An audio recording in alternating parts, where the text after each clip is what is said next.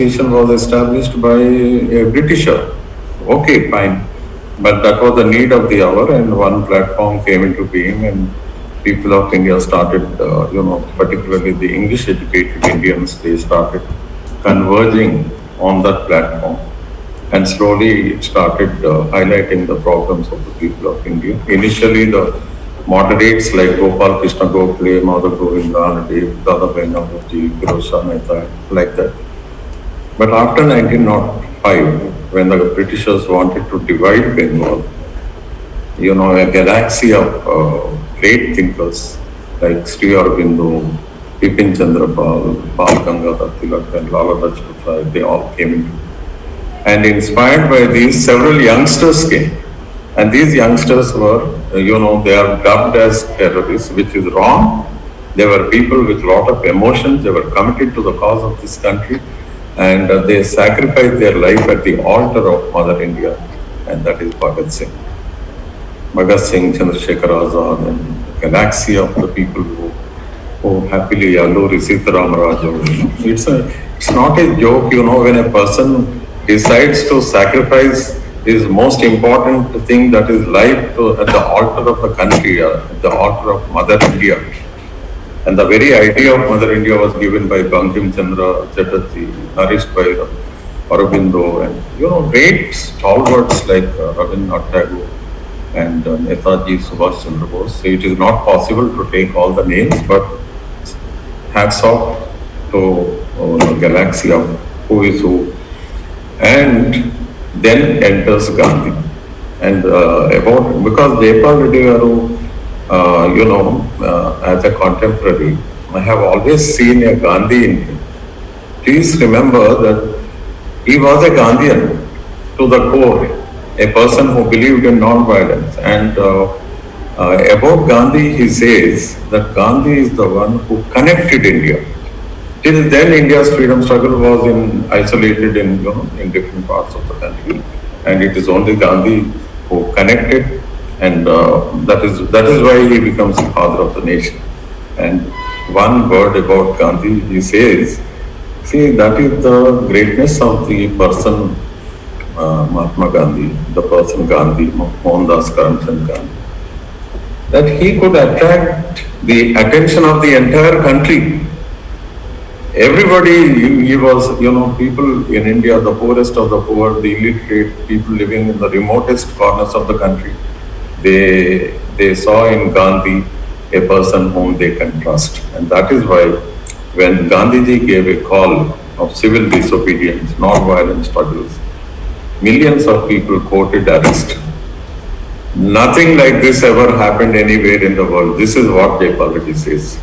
And this did not happen for one day, but for nearly 25 to 30 years, continuously, wave after wave, Indians coming and getting arrested, getting beaten up, sitting in a satyagraha or performing a hunger strike.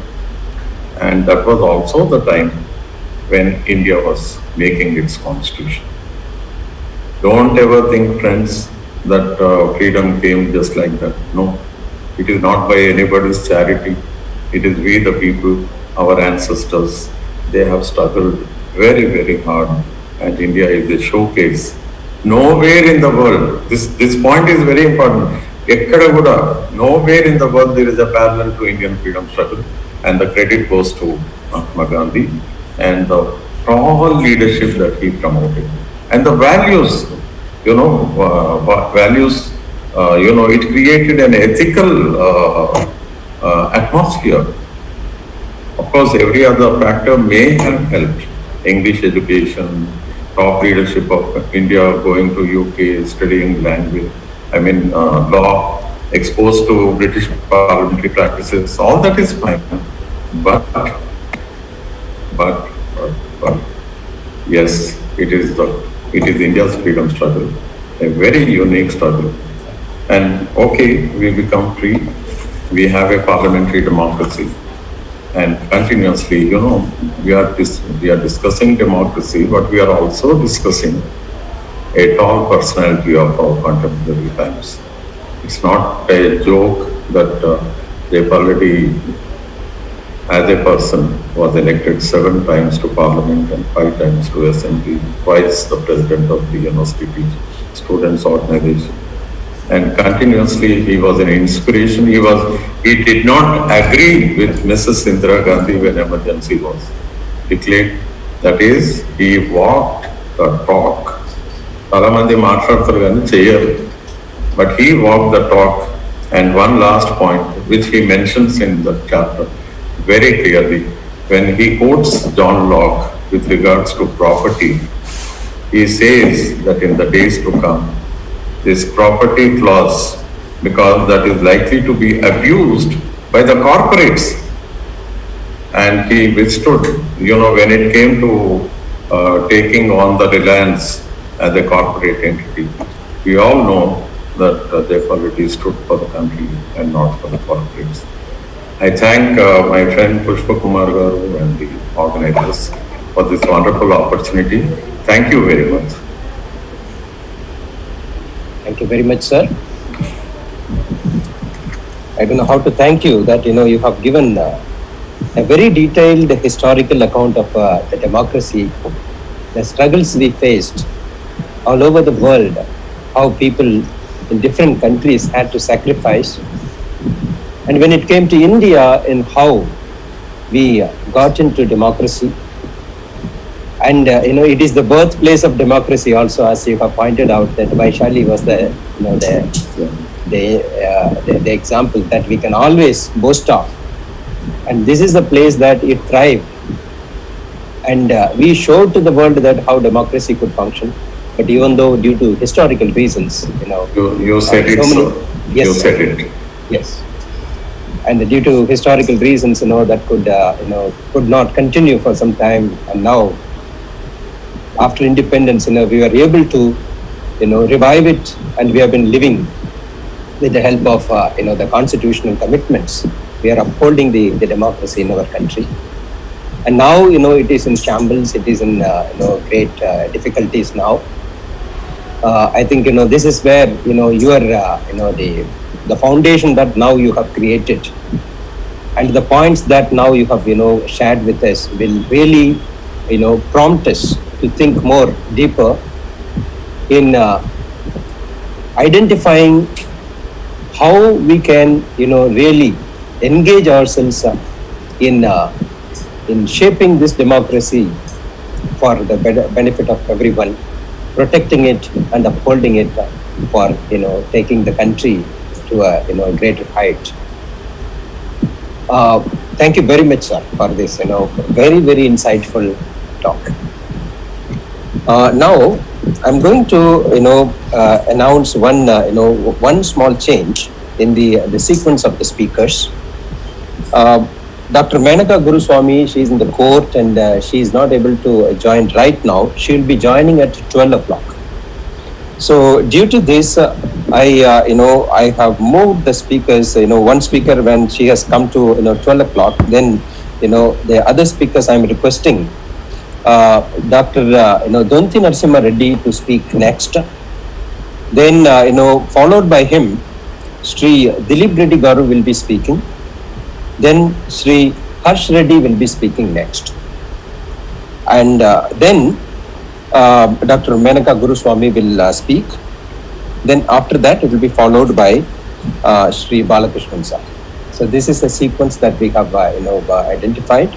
I request all of you to, kindly adjust with this minor change. Now, I request Dr. Narasimha Reddy sir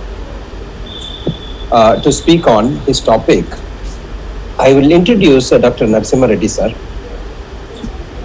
Dr. Narasimha Reddy is a public policy analyst, public policy expert and consultant, and he is a prominent figure in the field of public policy.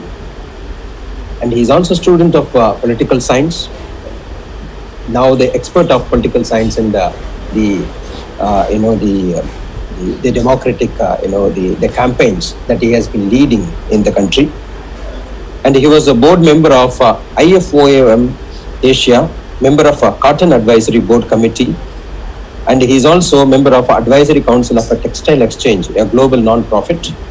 He has contributed immensely to the public discourse and public, challenges. And he has also, provided policy insights for electricity, seed, rice, cotton, sugarcane, sericulture, handloom, textiles, land, water, and other related areas. And immensely in different fields, he has provided, the policy related inputs and, his contributions. And we are very happy to, have him here. He has also supported and built many campaigns and advocacy programs to protect the interest of the people and the environment. So I'm very happy that, he has joined us to, provide his insights on threats to democracy in this, the present era that we are undergoing. I invite warmly Dr. Narasimha Reddy Donti sir to share his views. Thank you, Dr. Lakshmanan.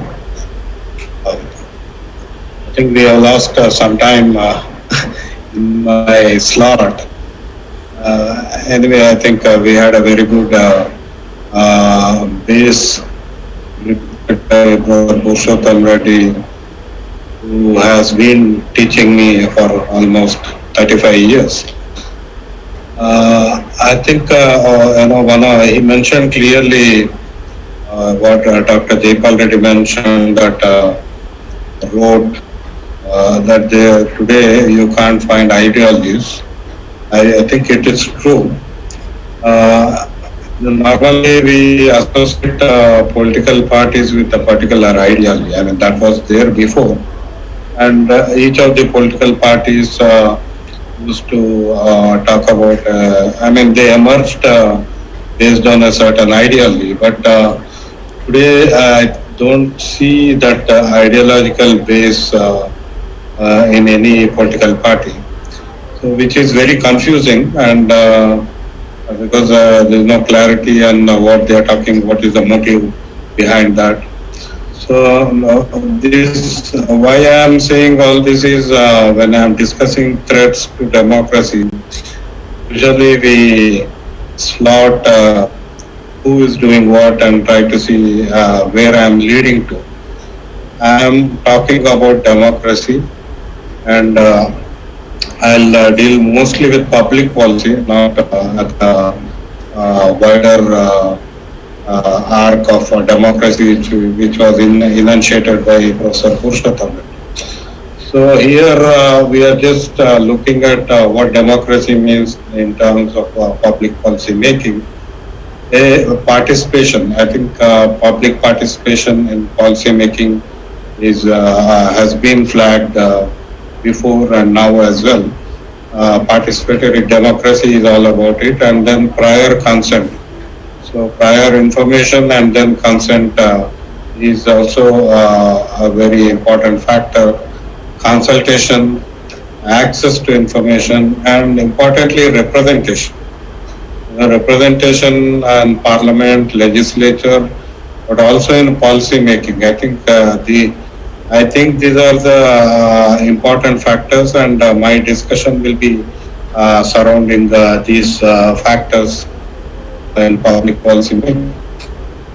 Now we are seeing a lot of distortions to these democratic principles coming from different areas. One, trade. If you look at pre-1995 trade discussions, GATT related discussions, and then the emergence of World Trade Organization, and subsequent discussions for agreement on various trade agreements. There is this democratic space constriction we see.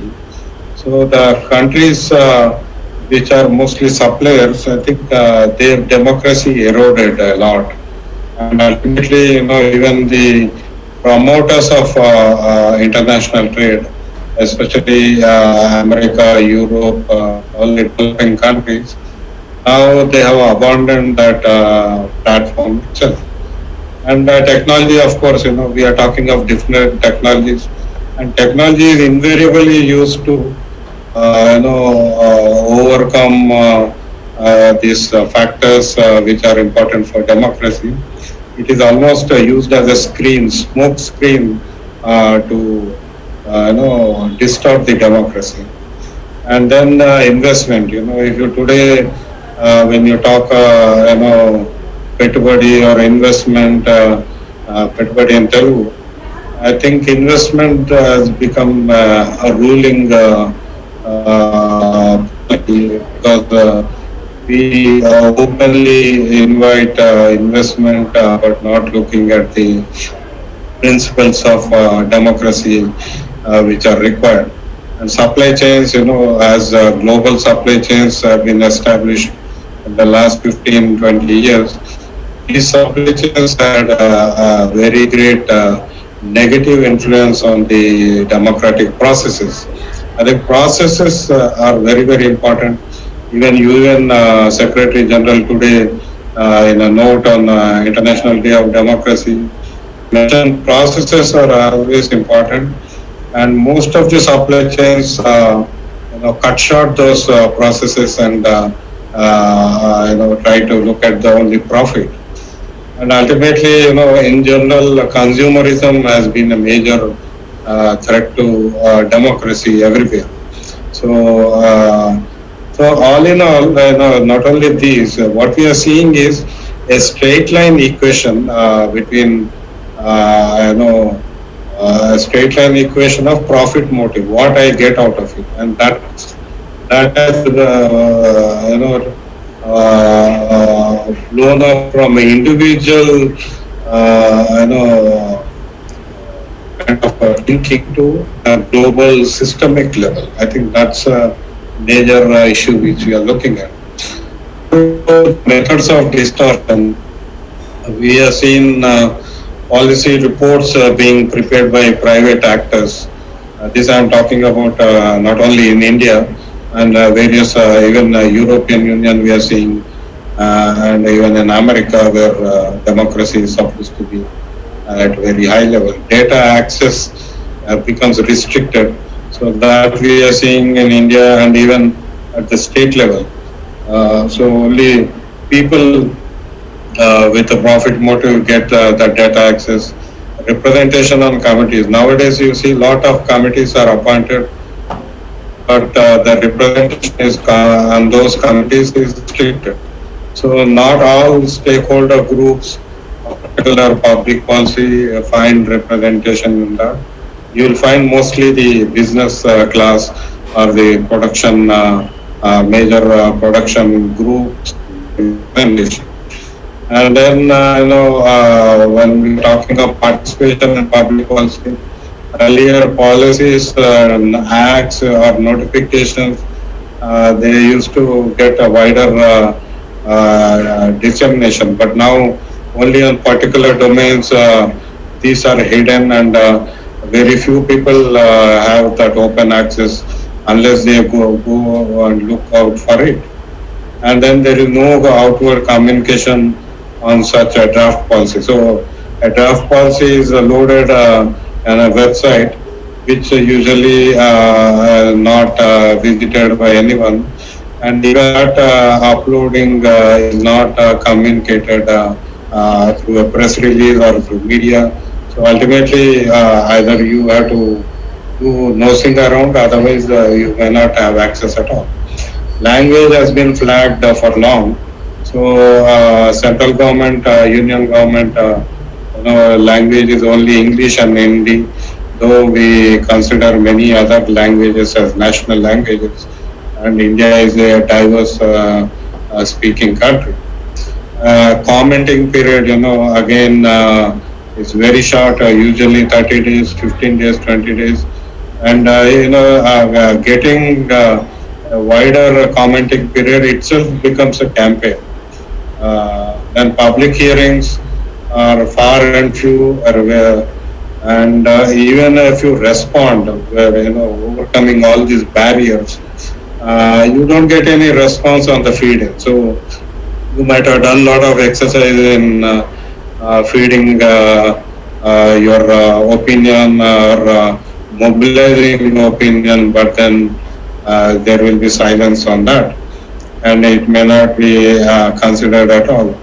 And importantly, I think legislatures are kept outside this discussion, which, if we have seen in 1995 when India signed the WTO agreement, WTO agreement was not given to the Indian Parliament, though Parliament ratified that agreement.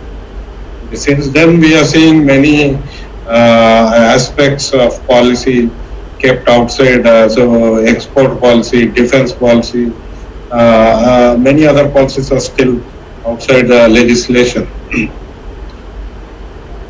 Now I'll just give you a few examples. Some are good and many are bad. This is a comparative perspective.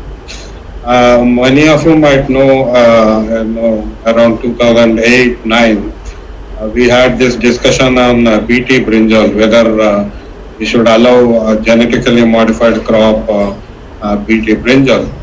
I think at that time Ram Ramesh took a wise decision in enabling public hearing all over India, and for a 4-month period, I think 120 days, all over India there were a lot of discussions, and even scientific community was asked to feed in, and ultimately there was an overwhelming rejection of BT brinjal.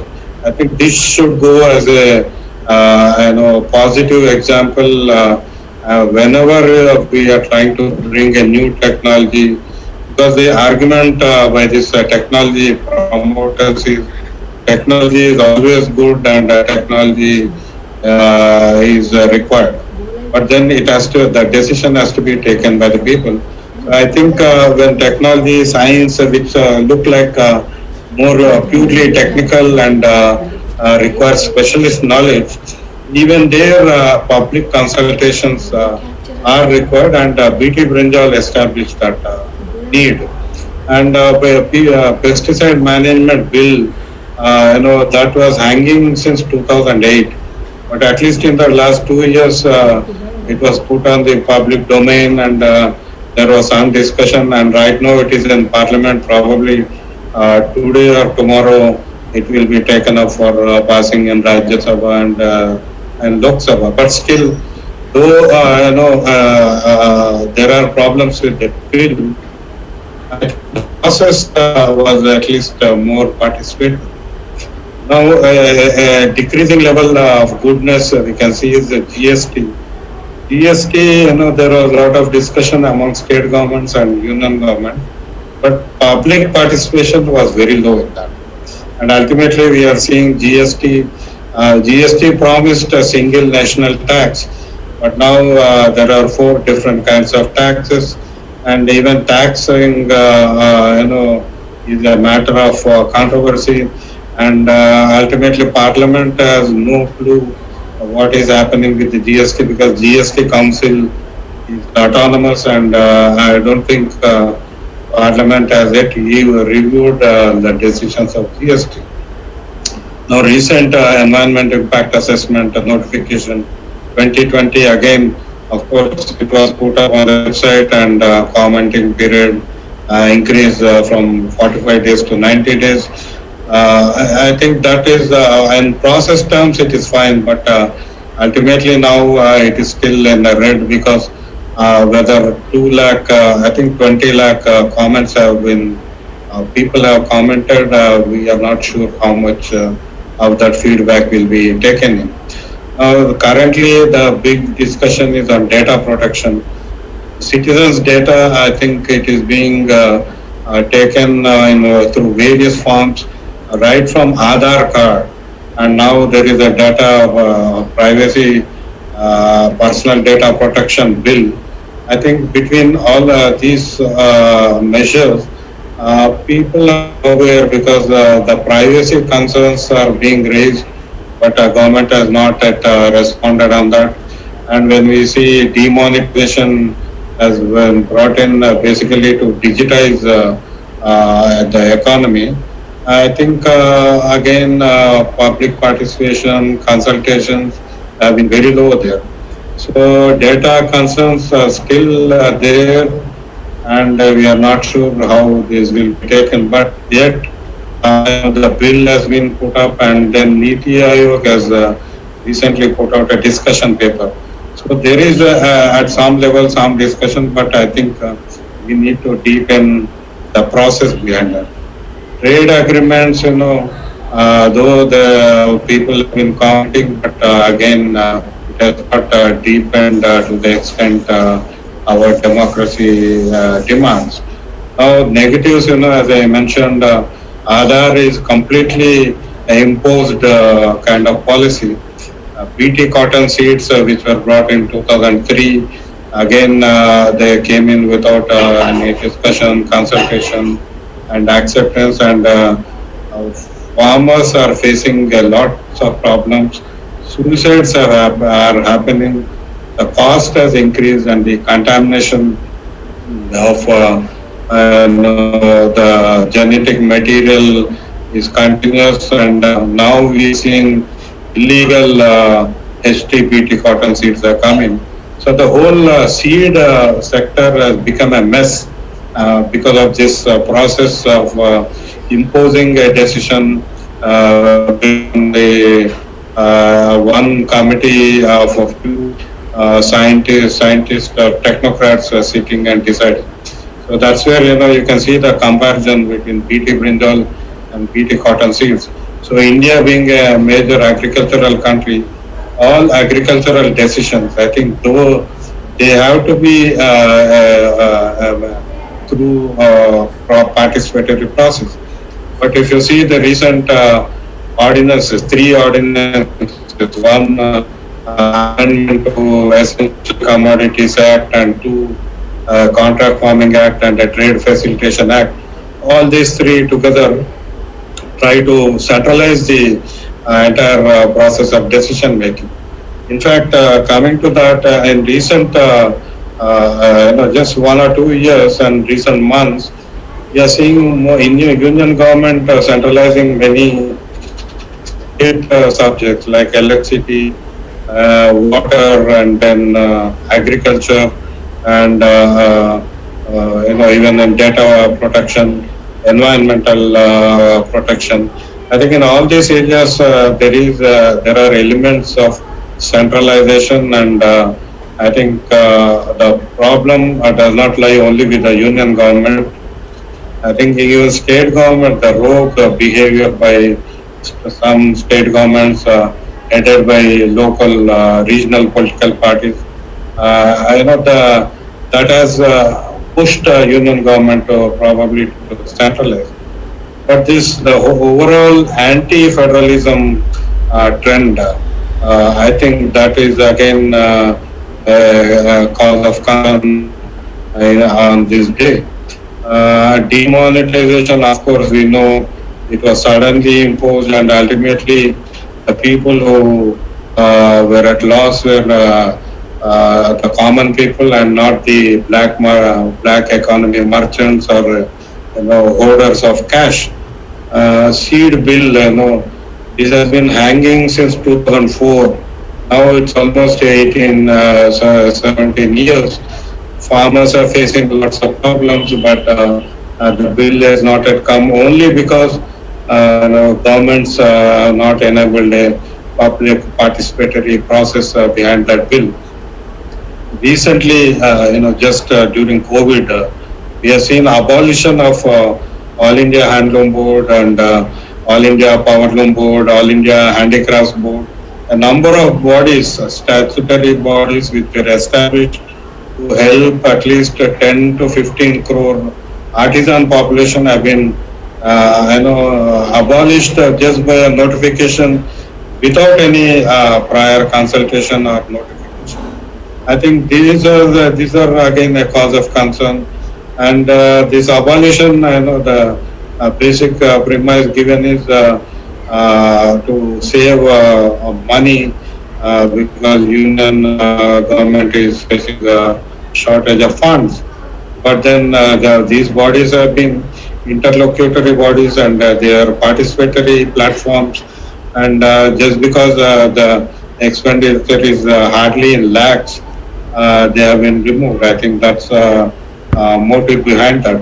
So primarily we are looking at threats to democracy in the various small steps. I think that is very serious concern. What is needed is, I think, we require parliamentary oversight, especially when you just to mention irrigation projects, water allocation, national water policy. I think these are not happening under the parliament. And in the past, if you look at agriculture department funds, 12,000 crores to the erstwhile Andhra Pradesh. It was given and that money went into private accounts of the officials. And ultimately states give only utilization certificate. So there are many processes which do not come under audit or oversight of the parliament or legislature. In fact, it should have been, we should have included many of them, but now we are seeing many of them who are going outside the frame of that parliamentary oversight. So even though we have several parliamentary standing committees, their mandate has become restricted and they do only routine oversight. Of course, there are some committee reports which are very good and which are path-breaking, but I think we need to, strengthen this parliamentary oversight, and we need to look at how to depoliticize statutory institutions, enable more transparent appointments, and avoiding conflict of interest whenever people are appointed on these statutory regulatory institutions like Food Safety Standards Authority of India, Electricity Regulatory Commission, even Election Commission of India. All these statutory institutions are now cause of concern, including Central Information Commission. So I think we need to think how to depoliticize these institutions and restore their integrity and so that people can trust them. And we need restoration of federal systems and platforms like the National Development Council. In the last few years, we have not seen any meeting by National Development Council. I think those kind of platforms need to be revived and strengthened. Instead of GST Council, I think GST should have been part of National Development Council. And then periodical public review of institutions, whatever that might be. I think there has to be a review, public review, and audit systems have to be more encompassing. And ultimately, like what Gandhi has been saying, Gandhian thought, where Panchayat Raj institutions have to be strengthened, and ultimately, I think we need a wider and wider representation at various levels, and not only committees, even in the legislatures. You can see increasingly we are seeing representation only by the rich people, but not coming from different sections of the people. So I think this representation, how to enable a wider representation, I think we have to think about it and see, so that if we do this, only our democracy can be saved. Otherwise, we have seen in the last 3 months during COVID how Epidemic Act has been misused by certain state governments in fighting cases against people who are voicing concerns about the healthcare systems, which have been very problematic. So I think these anti-democratic trends need to be countered, and we need to think of innovative ways on how we can counter these trends. So I'll stop it here, and thank you for giving me this opportunity. Thank you very much, sir. Wonderful. I really thank you, sir, for sharing your very important views about the trends that now going on in the country. one of the first points that you have raised is that the policy, being promoted, it's not usually, we used to get inputs from different stakeholders. And the corporates are one of the peoples, they used to give the inputs. But nowadays, I see personally, I have also seen some of the policies, being mooted and prepared by the corporates themselves to suit their own needs. And it is really a disturbing trend. There is no problem if they come out with a draft. That's not an issue at all. If it is all inclusive of taking care of all the people's interests. So this is how the democracy is now shaping. And you have also very well, connected with the different examples with the comparative view, where, what are the good trends, what are the bad trends went on. It's really, giving a very sharp insight into the happenings. So thank you very much. I think, we need to be very careful and aware of the developments happening, and it is only with the help of our participation and our vocal presence and creating public opinion that we'll be able to overcome these difficulties. So thank you very much for providing such important input, sir. And now I would like to welcome Mr. Harsh Bedi. Mr. Harsh Bedi is a lawyer and the founder of a Mandate project. This Mandate project is to facilitate better coordination between experts, civil society, and policy practitioners on various issues to promote, accountability, transparency, and the efficient functioning of the governmental system. And he has special interest in policy and international relations. And he has been working on governance structures, policy networks, regulatory frameworks, and problem solving through tech-based innovations. Harsh is, basically coming from, Stephens College and Campus Law Center, Law Faculty, Delhi University, and he has also graduated from the Graduate Institute at Geneva. He has a wide knowledge, well-experienced, lawyer. And very recently, he led a very successful nationwide campaign, a consultation program on draft EIA notification 2020. So this has really helped the Minister of Environment Forest. The report has been submitted to the ministry. So I very warmly welcome Harsh to share his views on the role of technology in promoting democracy. Over to you, Harsh. Thank you so much for the introduction, sir. Am I audible?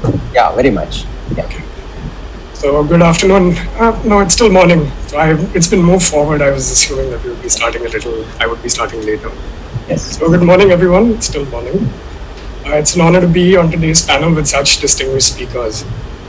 I've already had the privilege of working under the guidance of Dr. L. Pushpa Kumar, and I've interacted with Dr. Danthi Narasimha Reddy on a previous occasion, which is the EIA consultation program that Sir mentioned. So it's wonderful to see both of you again. I've been listening carefully to Dr. Purushottam Reddy and Dr. Narasimha Reddy, and thank them for their educative talks, which have covered the history, values, and threats to democracy quite comprehensively. And they've raised very important points. So I'll do my best to avoid restating what they've already covered as best I can. I'd like to begin by placing our discussion on democracy in the present context, identify certain challenges, and then move towards the role of technology in promoting democratic practices. So I'll be speaking of democracies generally and will situate the discussion on India at certain points. Now, in the context of COVID-19, we're of course facing Can you be a little louder? I can. Is it not audible? No, it is, but low. Can you be louder? I can try. Okay. So with COVID-19, we are facing a global health crisis, which has turned into an economic crisis. As we can see, the measures implemented by governments across the world have been largely reactionary rather than based on a systematic and prepared response. We witnessed governments enacting emergency provisions to enforce lockdowns, and there has been a consequent centering of power in the executive branch for the government. This is likely to have long-term and far-reaching consequences. While such measures are not undemocratic in themselves, they do tend to undercut civil liberties and participatory decision-making, good electoral practice, institutional checks and balances, non-discrimination, and media independence.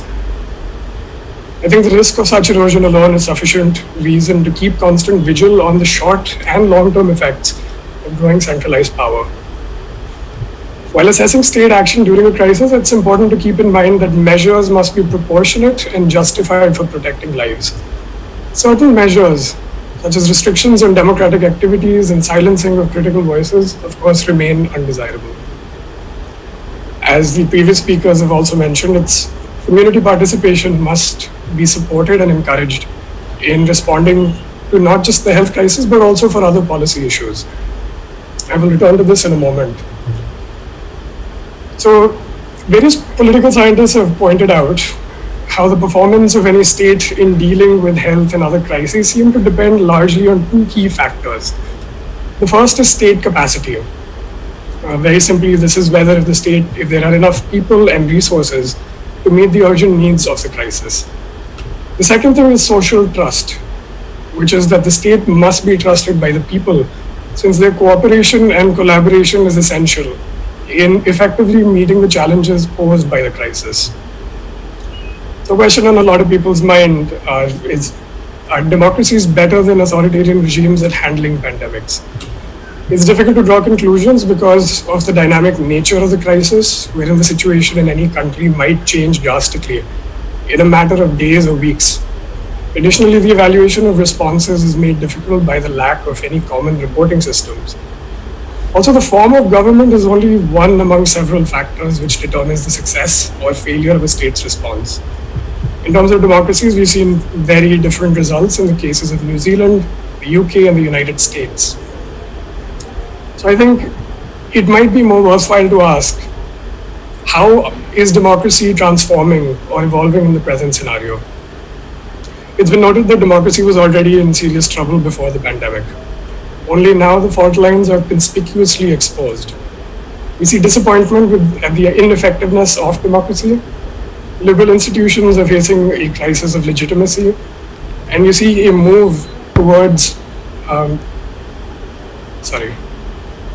you able to hear me? I think there was some issue. Yes, yes, we are able to hear you. Yes. Sorry. So there's a move towards conservative or in extreme cases divisive politics. What are the underlying issues causing such disillusionment? Among some of the key suspects are the strained relations between citizens and the state, weakened institutions for participation in the decision-making process, and a lack of collective response systems and a framework for crisis management. So in sum, while democratic procedures seem largely intact, the liberal values and principles informing these are being dismantled and hollowed out. To be sure, these values include free flows of information, government and officials being responsive to citizens' needs, citizens in turn trusting their government, and a perception that government acts only in public interest. In such a situation, states are able to use resources to reach deep and work with civil society, experts, and others to develop coordinated, effective responses. So, in an article that I recently read in The Lancet, it showed how studies of previous health crises suggest that citizens are more likely to comply with health measures over the long term where they feel their voices are included in government decisions. Okay, so I know this paints a slightly grim picture, but there is, of course, another story as well. While COVID has triggered anti-democratic restrictions in some places, it has also incentivized innovative pro-democratic efforts and initiatives. Signs of stronger democratic resolve are evident in increasing civic activism despite rigid restrictions. So the real threat associated with COVID-19 emergency measures has spurred campaigns to monitor abuse of rights by governments during the health emergency. New civic practices and initiatives have allowed support being provided to the most vulnerable parts of society. Efforts aimed at complementing state capacity have been helping provide medical supplies or food, as we've seen in India, as the support has come from NGOs, from private actors, celebrities, etc. And these programs help in assisting members of vulnerable local communities and running social support schemes. Most importantly, we also see a remarkable expansion of volunteerism as people have time to reflect on their situation in the bigger picture. I know this paints a slightly idealistic picture, and there are, of course, various challenges in a broad in a broad reach for such initiatives and measures. So, in the context of the challenges and the opportunities pointed out, what role can technology play in safeguarding democracy and improving governance? I think the most obvious role technology can play is in providing access to information, which in the context of a pandemic ensures government cover-ups don't cost lives. Importantly, in democracies, people can vote against governments that perform badly in the crisis. The hope and the assumption in a perfect scenario is that electoral accountability should give leaders good incentive to enact good policies. However, this entire expectation is defeated when information is made unavailable. So it must be emphasized that it's essential that governments remain committed to democratic values, practices, and processes in a meaningful manner by being open and easing access to data. So turning our focus to India in particular, and speaking on technology, it seems that over time, internet communication technology holds the potential of becoming a great equalizer in a diverse, unequal, and developing country like ours.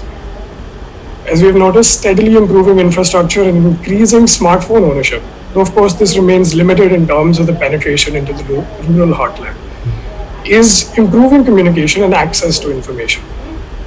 We also see the increasing spread of economic and social benefits as technology facilitates payment transactions, easy remittances across the country, and giving access to larger markets for sellers.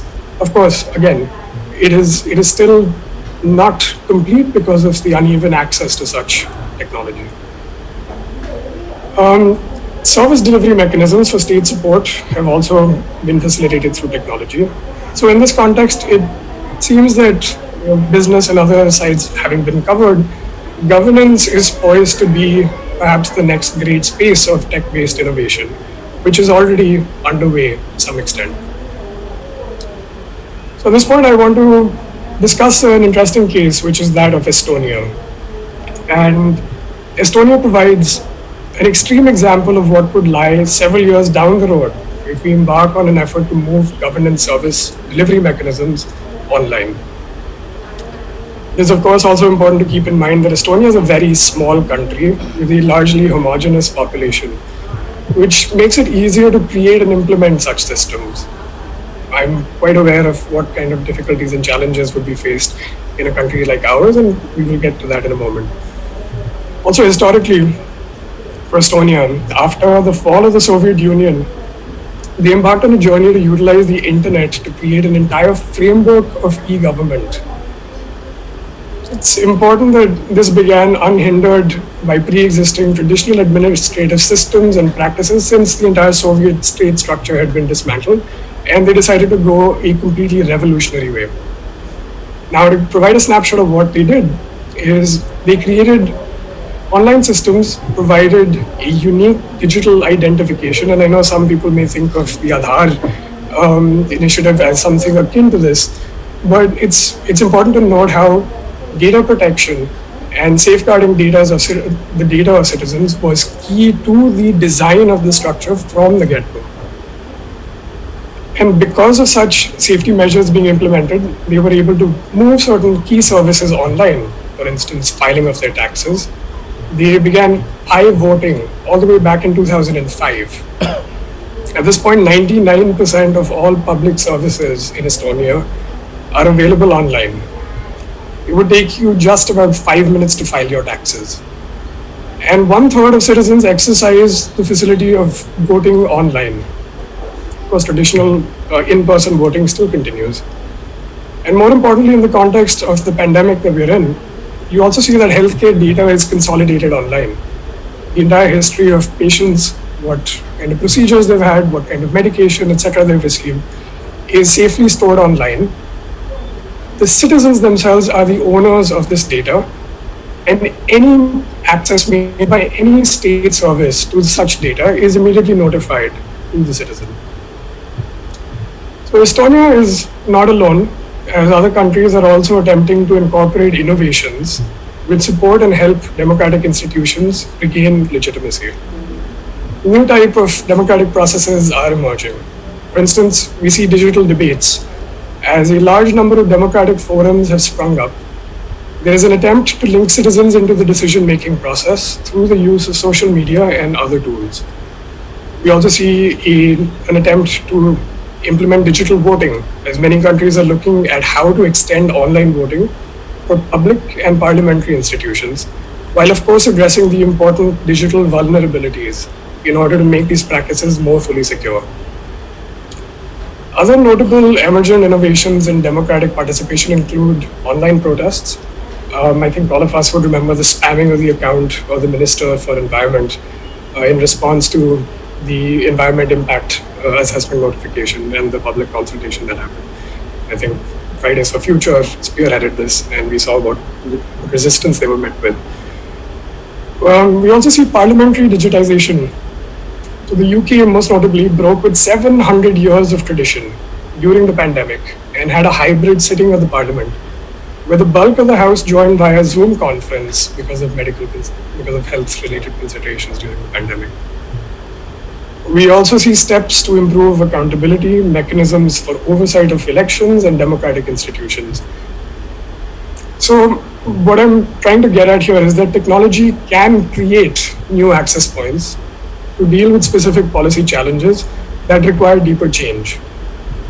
This, however, must be approached in a manner that counters resistance to change from different quarters by being as inclusive and, most importantly, accessible to all. Because the worst thing that you can do is to perpetuate inequality through the digital divide, which exists in not just India, but in many other countries in the developing world. Also, in terms of a concrete example of how democratic practices have adapted to the changed circumstance currently, we see that presently there are restrictions on physical movement and limitations to gathering. For instance, demonstrations against questionable laws, etc. So we see how, for instance, the resistance to the EIA was met by civil society organizations and initiatives online. Now, even as Dr. Nasamma Reddy pointed out, it is not fully representative at this stage because of problems of access. But at least there is a movement in the direction of exploring such avenues.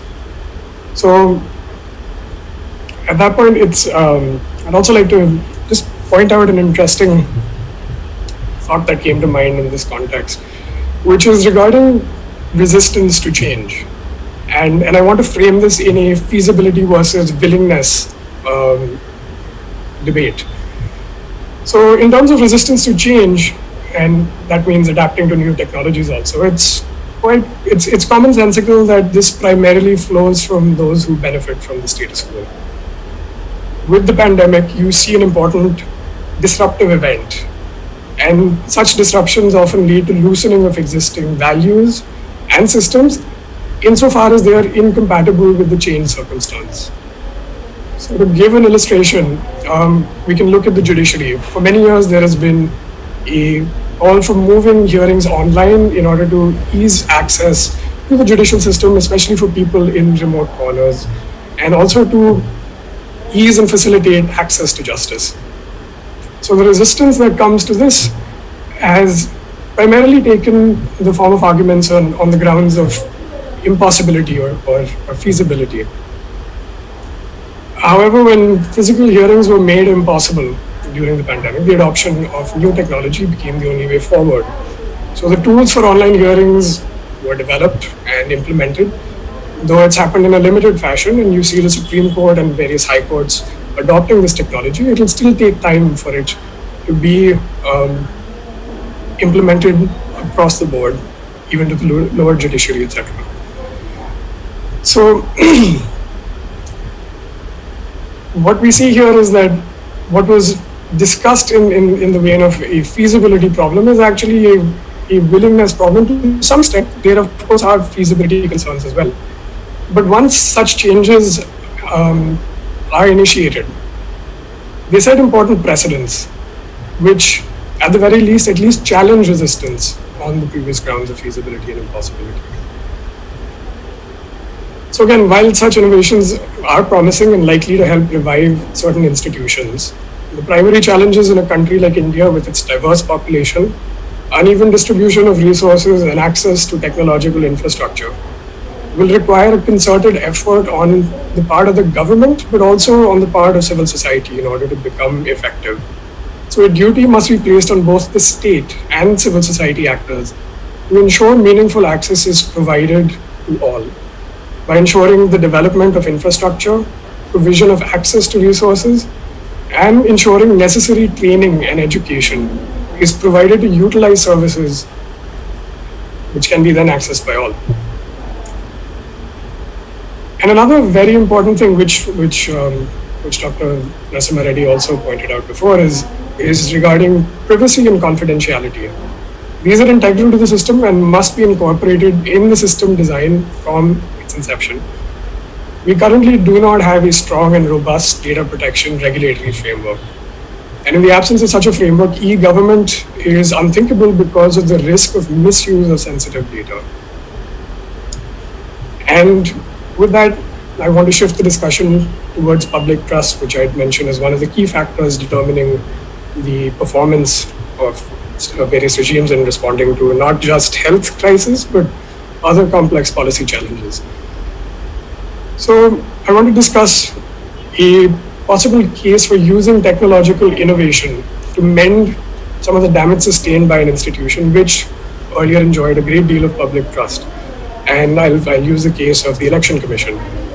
So in the past year, it was noted how the Election Commission, some of its legitimacy seemed diminished when it was unable or unwilling to pull up the ruling party for violations of the Model Code of Conduct. Now, in November of this year, we know that the Bihar elections will be coming up, and this will be the first state to go to the polls amidst the pandemic. The EC has already released guidelines, effectively ruling out postponement, and they've made certain provisions for concerns regarding the healthcare crisis. For instance, the last hour of polling for those tested with high fevers or symptoms of the virus. We've also seen an adoption of new technology. So we see campaigning has been happening virtually. Preparatory meetings and consultations between the Election Commission and state administration have also moved online. Now it remains to be seen if going forward with an in-person election is a good or a bad decision. If it turns out to be bad, possible future innovation to prevent a repetition of such an issue would involve attempting to take elections online. Now, in a country like ours, again, there are a lot of problems with doing that, and you cannot make it mandatory. But if the option and systems are explored, perhaps at least it will set in place a system that can be developed and made accessible to all. We know it's possible. As I mentioned, we have the example of Estonia. And such a move would require willingness on the part of the government to ensure meaningful access to such resources and provide these to all citizens. So the technological gap does not perpetuate an access gap for citizens exercising their democratic rights. So at this point, I'll move to concluding, and I just want to point out a few things that I think would help light a possible way forward. So there appears to be a need for systematic support for the new democratic civic activism that the pandemic has sparked.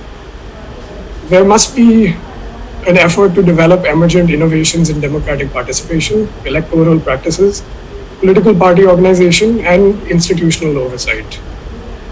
Trust within communities and towards governments is a key feature that strengthens effective public policies. While it's not unique to democracies, such trust can be more easily fostered through bottom-up inclusion and pluralism. So community participation remains key, and it matters because unpopular measures risk low compliance. Community input can help include voices of marginalized and vulnerable groups and identify solutions. They know what knowledge is circulating, can provide insights into stigma and structural barriers, and are well placed in the community to devise collective responses. Mechanisms to ensure citizen participation are essential for high quality, inclusive disaster response and preparedness. And these can be called upon in future emergencies as well. Also, finally, such institutions create scripts and pathways that can be adapted to decision making in other contexts and be utilized for dealing with complex policy issues, which require a collaborative and coordinated response. For instance, perhaps in tackling environmental degradation. So, to ensure democratic governance in the pandemic and post-pandemic circumstances, countries will need to develop innovative approaches for holding elections, take steps to enable the effective functioning of democratic institutions, improve parliamentary oversight of the executive, and most importantly, increase citizens' participation in the political process. The positive role of technology in spreading quick and in-depth information, disseminating preventive messages, and increasing public access to healthcare services has already been noted. Through the use of various apps and tools, it enables community participation in the collective response to the disease. From compliance to lockdown to deciding and implementing steps to be taken to ease restrictions, to community support through volunteering. All of these are made much easier now in comparison to past times, where the spread of communication was much slower than that of the disease itself. So with that, I'd like to thank the organizers and Professor Lakshmanan for the introduction and all the other speakers for their views. And I look forward to hearing from the others. Wonderful. Thank you very much. Wonderful. Thank you very much, Harsh. A very, very nice, inputs. You have very rightly pointed out the context of e-governance in a thriving democracy like India. And you have very rightly associated this with several aspects, including the Bihar elections, how we are going to test, see the thing happening there. I'm really wondering that, is it the time that, because this is a pandemic time, going, in large number to the voting booths will definitely be a biggest concern for all of us. Is it the right time to think about technology, electronic voting rights, electronic voting, will it be possible? So I think, we need to innovate, in this context also. Being a largest democracy in the world, India has major responsibilities in innovating the democratic systems. And you have also, one point, very important point that I like here in the context is the developing the trust in a democracy. And that's really a crux of the democracy. So why we need to stick to democracy is that we trust that. And how we are able to perpetuate that, how we are able to give that, to the, connecting the larger masses, that all the community interests are, really taken care of, so that the trust prevails in a democratic governance. So I think, this is the, really very important point in the contribution that you have made. Thank you very much, Harsh, for, your valuable time and insights. I would like to, now welcome and invite Dr. Mr. Sri Dilip Reddy Garu. Sri Dilip Reddy, is coming from information background. One of the main pillars of democracy is information. Information, without information, public participation doesn't happen. And without public participation, democracy doesn't work. And information is the basic pillar on which the whole democracy is built. And here is an expert who has worked on information whole of his life. Mr. Dilip Reddy has served as information commissioner, state information commissioner in the Andhra Pradesh Information Commission. He has extensively traveled as well as, addressed more than 1,300 meetings on Right to Information Act, spreading the importance of right to information, how people can exercise their rights under the RTI Act. As a commissioner of Right to Information, he has delivered several judgments on transparency, information service matters, quasi-judicial issues, and administration. So several things he has already done. He has several, achievements in his career. One is that he is also a journalist, and it is, he spread information as a journalist. And he was associated with the Enadu, and he has worked in different places in Hyderabad, in Delhi Bureau, and different other areas, working on different aspects of the information giving to the people through eNadu. Right now, he is also executive editor of Sakshi Telugu Daily. And now through this, he is spreading the information. I think we are very fortunate to have you here, sir. And he is the principal of Sakshi School of Journalism, teaching the next generation how they should spearhead the information movement. He is a managing editor of he was the managing editor of Sakshi TV. He is also the founder president of Greens Alliance for Conservation of Eastern Ghats. His contribution in the environmental field is also immense. So I welcome Sri Dilip Reddy sir for sharing his views. Thank you, sir. Yes. Thank you very much, and good afternoon, all of you, the dignitaries who are taking part in this deliberation. As I was talking to Pawan in the morning while communicating to Pushpakumar ji, what should be your topic, he was asking me. Then I said, after hearing both Dr. Narasimha Reddy Garu and Harsh Bedi, I think that the role of media in strengthening the democracy is definitely a cause of concern. Right, taking from the inspiration from beginning Speaker Professor Purushottam Reddy Garu, the historical evolution of the democracy, the role of media also right from the beginning, working as a device linking between the rulers and whom they are ruling. A pivotal role has been played by the media, but over a period of time, now especially in the context of COVID, we are discussing that media is in a crossroads. Today we can touch upon a few areas I would like to mention here.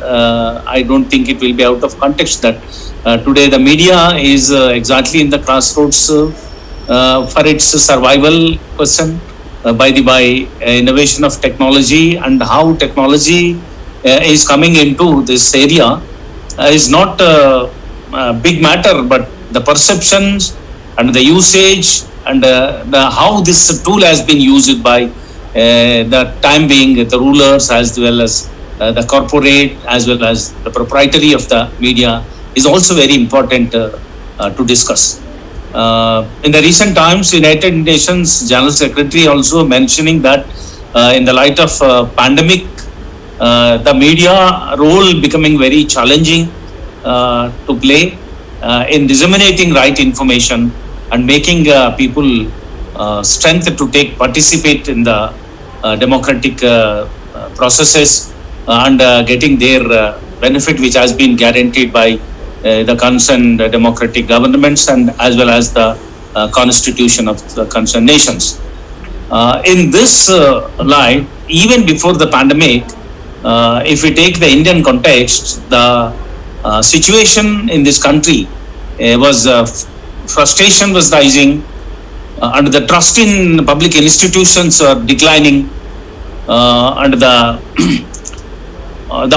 inequality of opportunities is leading to the economic crisis and unease of economics and as well as the social unrest was prevailing. Today it is clear that most to do the listen people to continue the democratic practices and delivering what they're supposed to get is slowly shading up, especially in the pandemic time.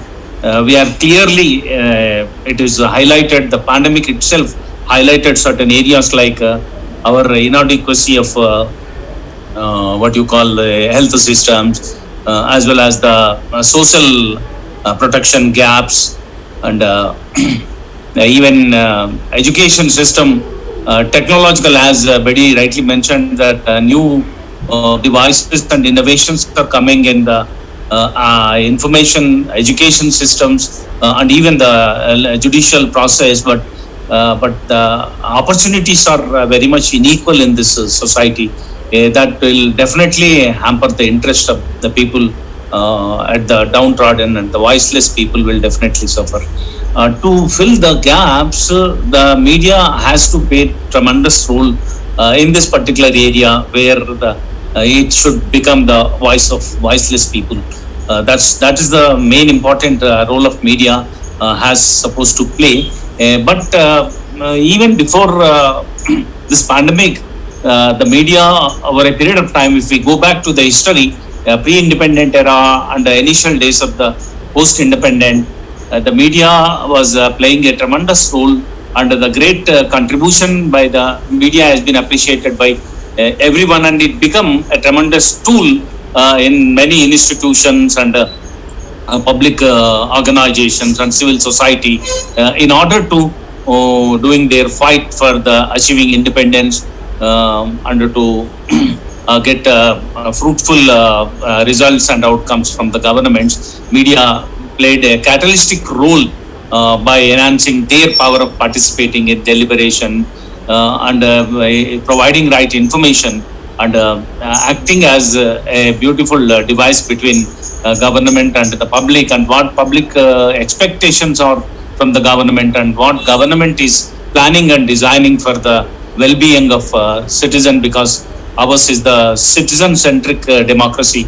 In any citizen-centric democracy, it will become pertinent duty of the governments to plan certain programs in the larger interest of society and implement with certain social obligations on them for achieving the equality and equal opportunities providing to the citizens. While acting like that, our governments are properly exploring the democratic process or not. This will become the prime duty of media to expose timely and alerting people for continuing their fight against the government to get their benefits which is supposed to get. But in this particular context, I would like to remind many such aspects where media failed to deliver its to discharge its proper duties. For that, there are many reasons. We can see, first of all, the institutions were made weak over a period of time. And the concerned governments not giving a good opportunity for them for properly utilizing their freedom of speech and expression. That freedom of speech and expression is the fundamental right which has been guaranteed by our constitution, faced several times hardship from the consecutive governments in this country. Not only here in this country, in many countries. Even if we take this pandemic, in the initial of this pandemic, many countries announcing emergencies, they curtailed the democratic processes and reduced the avenues. That ultimately led to the weakening of roots of the democratic practices and democratic institutions in certain countries. In the even in the Indian context, for example, if we take that announcement of lockdown by the government, even without thinking about nearly 8 to 10 crores of migrated labor, simply they announced that lockdown, not applying mind about their day-to-day earnings and but their livelihood and their stay. Such all things were not considered without considering, and they simply announced. Even judiciary was not on time rescue of their issues. In the midst of July, once when the case came in front of Supreme Court said that we are not going to believe the private survey outcomes when the government is telling that they are taking every care of the migrant laborers. And in the later part of July also, the same thing Supreme Court reiterated without coming for rescue of migrant laborers. But ultimately, in the end, after flowing lot of water beneath the bridge, and many people died, and a lot of adverse consequences faced by that poor community of migrant labor. Supreme Court clearly said that no, it is the duty of the government, with government expenditure and travel expenses, by providing food, and with honor they must be taken to their native places. This was the judgment delivered by the Supreme Court. But what happened to the previous two occasions? That was not properly exposed by the media repeatedly. This sort of happenings taking place in the media. Over a period of time, corporatization of media, it's slowly coming out of its primary and fundamental duties of informing, educating, entertaining, and motivating the people is the prime concern and cause of the media. It should not. But over a period of time, as Noam Chomsky rightly mentioned few decades back, he said that manufactured consent and later even manufactured dissent become the fashion of media.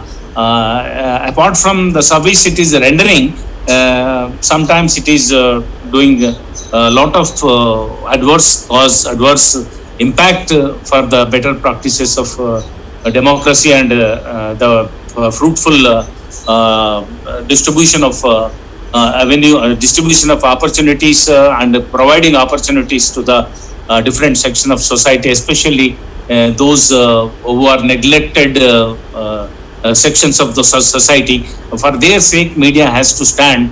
But incidentally, media was not adequately done in the period of pandemic. Especially, media would have been done by taking classic cases and classic examples of how the inadequacy of medical, and when government announced lockdown, and before withdrawal, what sort of measures has been taken by the government for equipping their hospitals, for equipping their system of health services. That area was totally neglected, and totally the government simply depended on the sacrifices of 130 crores people by facing lot of hardship, who sacrificed their everything during the lockdown. But governments not taken adequate measures. That was not adequately focused by the media. Media should act as a device to alert both the public side to build up social movements, and the other side, governments to stand on their toes to deliver what they're supposed to do for the well-being of the people, by strictly adhering to the provisions of the law, by strictly adhering to the spirit of the Constitution that has been failed during this 6 months of period. That should have been focused properly by the media. Media, because of a lot of reasons and factors, over a period of time, its impact has been gone down due to various reasons, for their interest, disinterest, sometimes vested interest. The proprietary interest and disinterests also playing a big and vital role in determining the content which they are delivering into the public domain. This must be questioned by the civil society properly, and public institutions. One more important thing, the duty of media will give optimum results when all of the supporting institutions of democracy are functioning in true spirits. Then only the effort of media will give optimum result.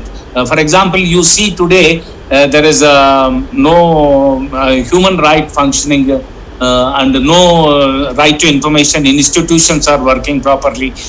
Over a period of time, these governments, whether state governments or government of India, diluted the concept framed behind bringing Right to Information Act, and putting the information into the public domain, and giving access to the people. People can question the governments. Even in the pandemic time, people must be on a pedestal where they can question the governments. What is your provisions you are providing, or what is the equipment you are having in the government institutions where I can come and get medical facility, but you are compelling me to go to the private institutions where private hospitals are charging lots of rupees for the COVID treatment.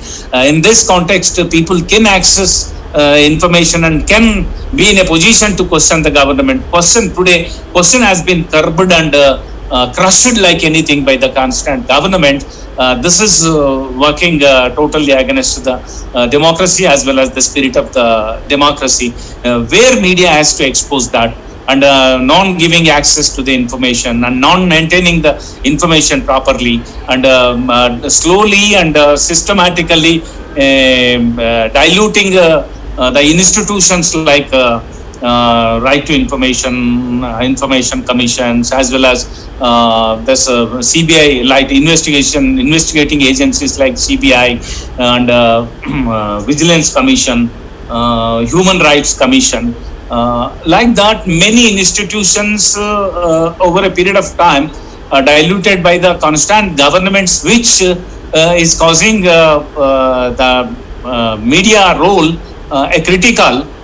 Media, even if media wants to highlight certain aspects of those institution outcome, will definitely become the counterproductive if those institutions are not running with the spirit and just becoming simple tools in the hands of the rulers. The results will definitely counterproductive if media exaggerate or media focus certain issues. Instead, media should play a neutral role to expose certain institutions and inhibitions and incapabilities of certain institutions because of dilution made by the governments itself.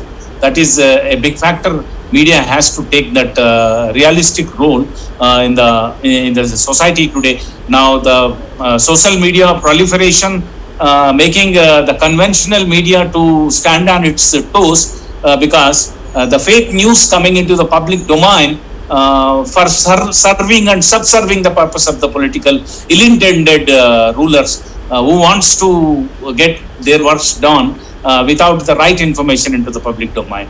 For that cause, that fake information is becoming a danger phenomena. For proper countering that fake information and disseminating the right information by doing its regular investigative work and legwork, the conventional media has to take a catalytic role, and it has to play. It has by going into the field by getting information. It has to serve with the right information, and the people will be on their right platform to fight against the wrong deeds by the governments to get their benefit, which has been assured and guaranteed by the Constitution. And this, I can't take much examples, but I can quote certain things where priorities of media is changing because as per the situation, certain aspects, but most of the times it is interest of the corporates by interest of the proprietary of the media. Otherwise, you see today the prevailing economic conditions of the country and the priorities of the government and the inequalities and unequal opportunities of the different sections of society in the pandemic, like education, like health, and like just now the previous speakers was rightly mentioning that not going for the physical judicial practice of courts and going for the online e-system of judicial practices are hampered the interests of the people who do not have the right access to the technology by the devices. Such all people are suffering a lot. In certain aspects, not taking all the issues as the priority issues for the media. Today, media is taking issue of the Sushant Rawat and this Kangana Ranaut, and even in the state, one suicide of a TV serial artist. These are the becoming main issues by the media by keeping the great important issues with having much impact, and the larger impact of cross section of people is going down to the lower priorities and the inside pages, and the most non-priority issues coming to focus because of their wrong priorities, and also media has to think that now they are really facing a crisis of question of survival also.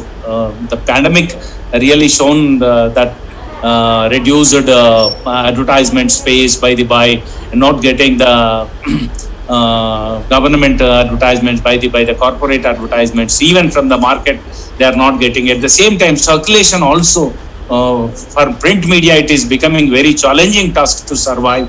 The people habits also changing. They are now shifting towards to the electronic mode, and online e-pages they are preferring rather than the physical copies. That is also print media slowly losing its glory.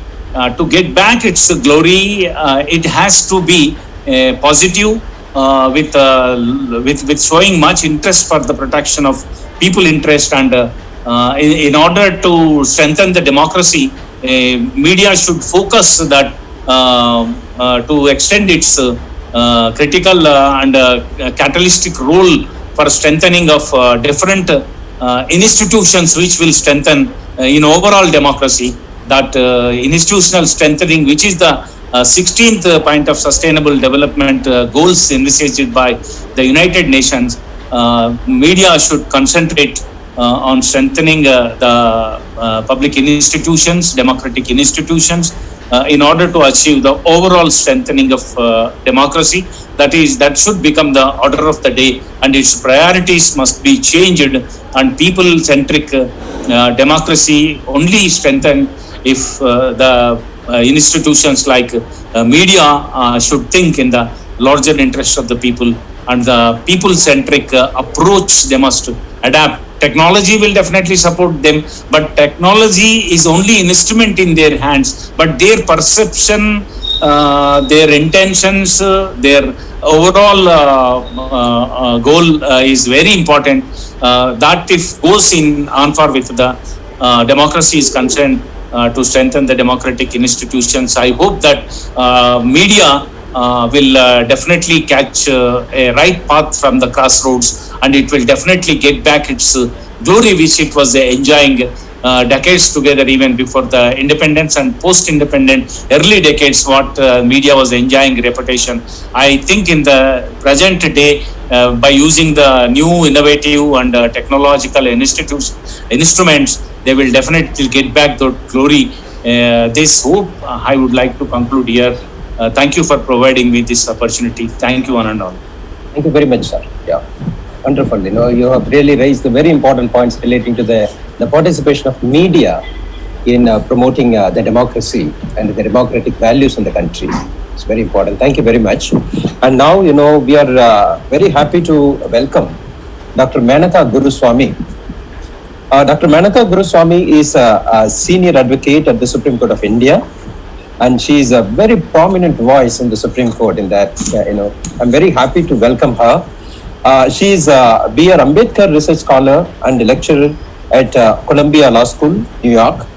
And she has been a visiting faculty at Yale Law School, then New York University School of Law, University of Toronto Faculty of Law. And she has assisted the Supreme Court in many cases. And she has also defended the parties in the cases like the Section 377 case, bureaucratic reforms case, right to information case. And she is amicus curiae in many cases like the present one pertaining to the alleged extrajudicial killing of more than 1,500 people in Manipur. And her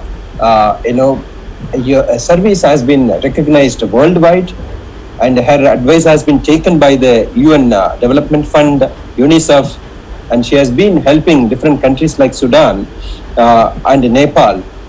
Particularly in Nepal, she has supported the constitution making process, and she has also helped the UNICEF South Sudan on the aspects of international human rights law. She has been really recognized and prized in different forums. Particularly, she is, we need to take pride in, recognizing this, that she is the first Indian and the second woman to have her portrait hung at the Milner Hall in Rhodes House in the University of Oxford.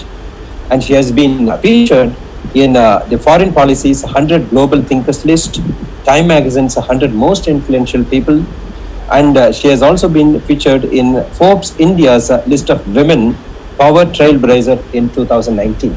I'm very happy to welcome you here. And for your benefit, I would like to just tell that, we have been discussing on this, the International Day of Democracy, various aspects of, democracy, the facets of how the challenges we are facing in the country and around the world. Professor Purushottam Reddy sir has, given a historic overview of the democracy through the ages. And he has introduced the book, the 10 ideologies written by late Mr. Jaipal Reddy, and he has highlighted the views of Mr. Jaipal Reddy in his talk. And we have been, discussing the threats which are happening here in the country with regard to democracy, and how the technology and the media can play a role in defending and promoting democratic values in the country. So this is where we have landed now, and now we are going to hear from you how, what are the issues relating to the Lakshmanan. Over to you. Dr. Lakshmanan. Yes, sir, please. Dr. Balakrishnan wanted, he has some classes. Can you check with him if he wants to go first? I mean, he had this 12 to 12:30 slot.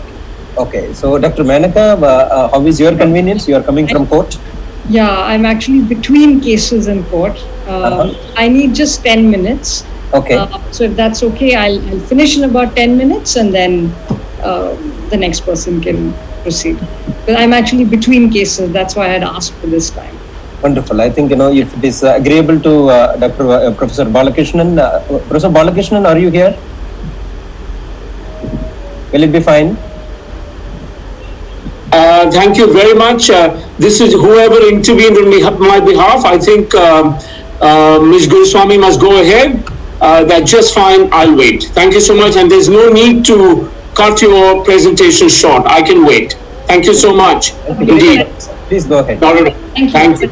Thank you. Professor. I'm really happy to be here. I have Jaipal Reddy has been a dear friend of my family's for decades. My father and he went to college together, and really I've known him from the time I've been a child. So I've known him all my life. I think it's important to recognize, that we celebrate his life and his memory, not simply because he's a 5-term, Lok Sabha MP or a twice over union minister, but because through his life and his work and his career as a politician, he was one of the few politicians who in fact epitomized many constitutional values, including his commitment to equality, dignity, secularism, and distributive justice. So I'm very pleased to be here today.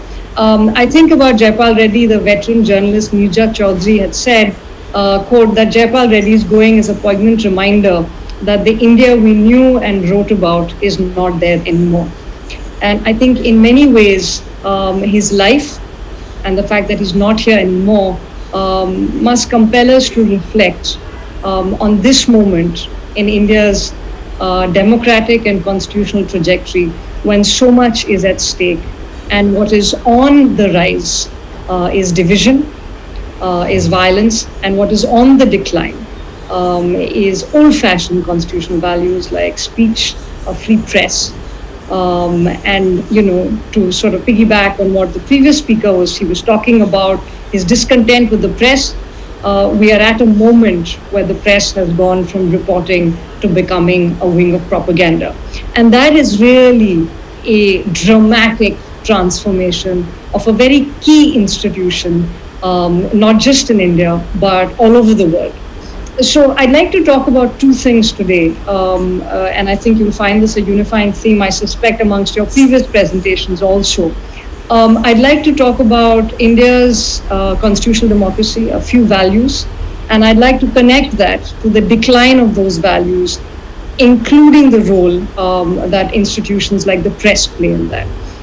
Because I think that we are witnessing historic times politics, where we're seeing the decline of the press, which is not just a watchdog, but is also supposed to be a nation's storyteller. And so when the values of that storyteller change, then you must pause and ask why that's happening. So firstly, I'd like to talk about, as a lawyer, very, very basic ideas in this country, right? The founders of this country didn't only envisage India as a democratic nation. They envisaged it as a constitutional democracy. What does that mean, right? It means that we committed to very core constitutional values of socialism, secularism, justice, liberty, equality. And we committed to equalizing opportunities. When the Constitution was adopted, this was the first time that Indian society actually committed to values of equality, non-discrimination on grounds of religion or caste or race or sex or place of birth. And we also committed to a very radical idea, which we first tried out in India, that of making reparations through reservation for historical discrimination on grounds of caste. Now, this was in fact a break. The Constitution broke from endemic inequality, entrenched discrimination that was present all through Indian society, across eras, right? Whether it's the British era, whether it's the Mughal era, whether it's pre-Mughal eras. And this was the founders' formula. This was the Indian founders' formula to keeping this nation together and for all to prosper.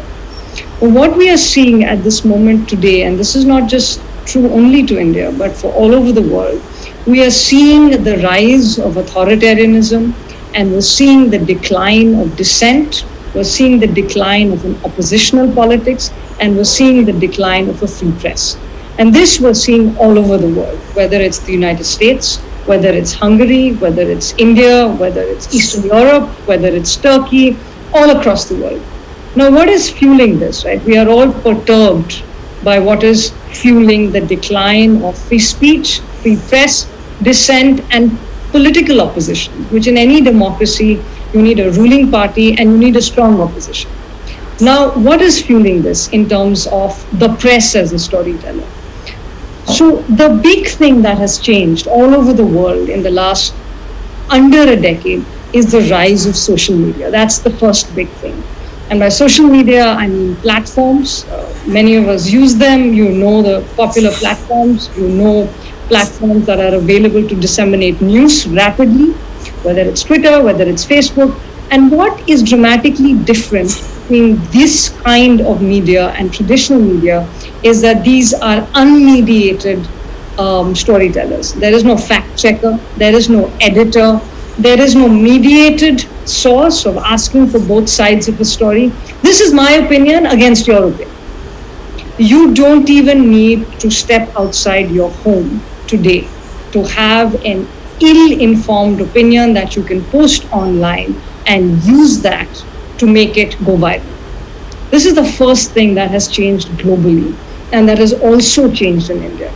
So where you had a more conventional press, whether it's television press or whether it's print media, that were the big sources of news that were mediated by institutional checks internally, you don't have that today. Today you have a television news and you have social media, both of whom, social media, it becomes an unmediated reporting source, and television today has gone from reporting to becoming wings of propaganda.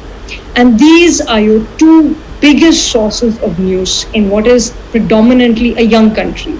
And by that, I mean demographically, most Indians are below the age of 35, and most young people do not get their news from newspapers or from conventional, even news channels. They get their news from social media.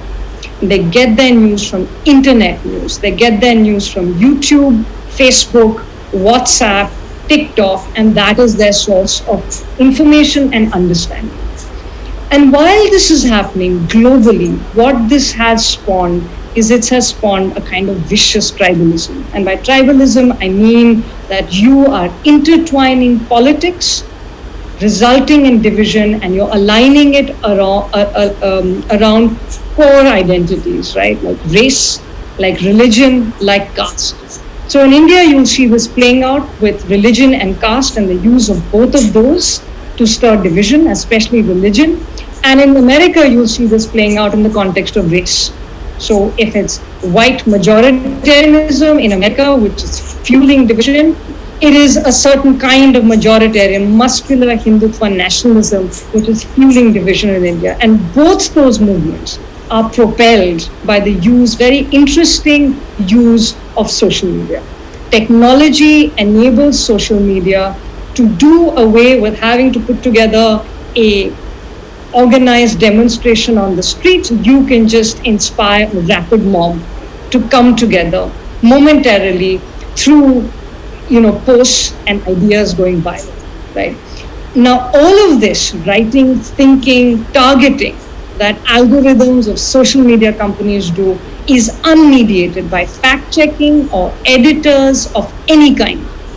And this has become the primary mode of news, especially not just for young people, but in times of a pandemic when we're all cloistered in our homes, in our offices, where we're not interacting with people outside. This becomes our primary source of news, information, forming opinions, and agitation.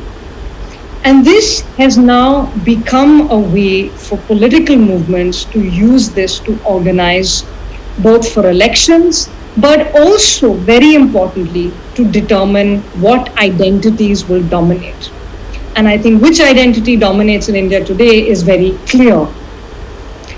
The last bit of this, of course, and more recently as a lawyer, I see with great concern, is the use of the media to go from a moment, a constitutional value of fair trial, to going to a value of trial by media. And that is not just about one industry or a actor or but that is something larger, right? Because the day you have a situation where it is media trials, which will run, one, determine investigation, two, determine which agencies will investigate, and three, determine therefore the outcome of that investigation, then the courtroom stops being a place that makes for a fair trial. The courtroom only becomes yet another actor in that, narrative, in that trajectory of propaganda. And that is actually what has happened today. Today, you are in a dangerous moment in India because you have a muscular majority for the ruling party in parliament. You have the decline of the press, the traditional press as we knew it. You have the growth, the mammoth growth of unmediated social media. And you also have the decline of organized oppositional politics. This is the moment that we are in India today. So then you ask yourself, what are the consequences of this on the world's largest constitutional democracy and the world's largest democracy? And the consequences of this on the world's largest democracy is more division, is the lack of valid issue spotting. So the issues that are being spotted by our main storyteller, the media, is not a declining economy by 23%. The issues that are being spotted is not migrant workers without work, without medical care. The issues that are not being spotted is not that India today is the unparalleled leader in COVID cases, both in terms of positivity as well as in terms of number of deaths. But the issue that is being spotted is whether marijuana was consumed by an actor or not. And that at many levels may seem comical, but actually it is diabolical when you think of it as part of the creation of national consciousness and as the part of creation of formed public opinion. So if the public's gaze in any democracy is not taken to the real issues that trouble that society, but become tangential and unimportant issues, then the media becomes a tool in covering for something else. So what is this media becoming a tool to cover for, and what are the consequences of that? The consequences of that, I suspect if Jaipal Reddy was around, he would say the consequences of it are ill thought out economic policies. The consequences of it is a lack of spotlight on the mismanagement of a global pandemic as it impacts our country. And the consequences of it are heightened division along fault lines of religion and caste, and a vicious degradation of any kind of thoughts of dissent and political dissent, which are both very important in our country today. So really the consequences force us to ask the question that if you have this kind of decline and this kind of transformation of the press as objective storytellers to the press as wings of propaganda, then will this country survive as a constitutional democracy whose cardinal values were meant to be equality, non-discrimination, and secularism? And I'll stop there. Dr. Menaka, thank you very much for this, very wonderful and deep, insightful thoughts. You have very much, very rightly highlighted the dangers of the social media, and the social media taking up the role of the trial, the forum. That's really killing us, and that is really, once the public opinion is created, that compels the judiciary also to go with such a public opinion. We have been seeing this in several cases, all popular cases we have been seeing. I don't want to name the cases. So this is a very important concern that we have, and also the basic pillars of the Indian democracy are crumbling down. I think that we all have a joint duty and the responsibility to think about this seriously, and we need to combine together our efforts to change the scenario so that we promote good functional democracy, the constitutional and the parliamentary democracy that we have already met it with, and and that works for the welfare of everyone. I think that will happen. Thank you very much for your very important Thank views. you for having me. Yes, thanks for your nice time. Yes, thank you. So we will move on to the next speaker, Professor Balakrishnan. And Menaka, I know that, yes, she has left. Thanks a lot. Yeah, I just wanted to say that you are busy with the court cases. Still you have taken your time and joined us.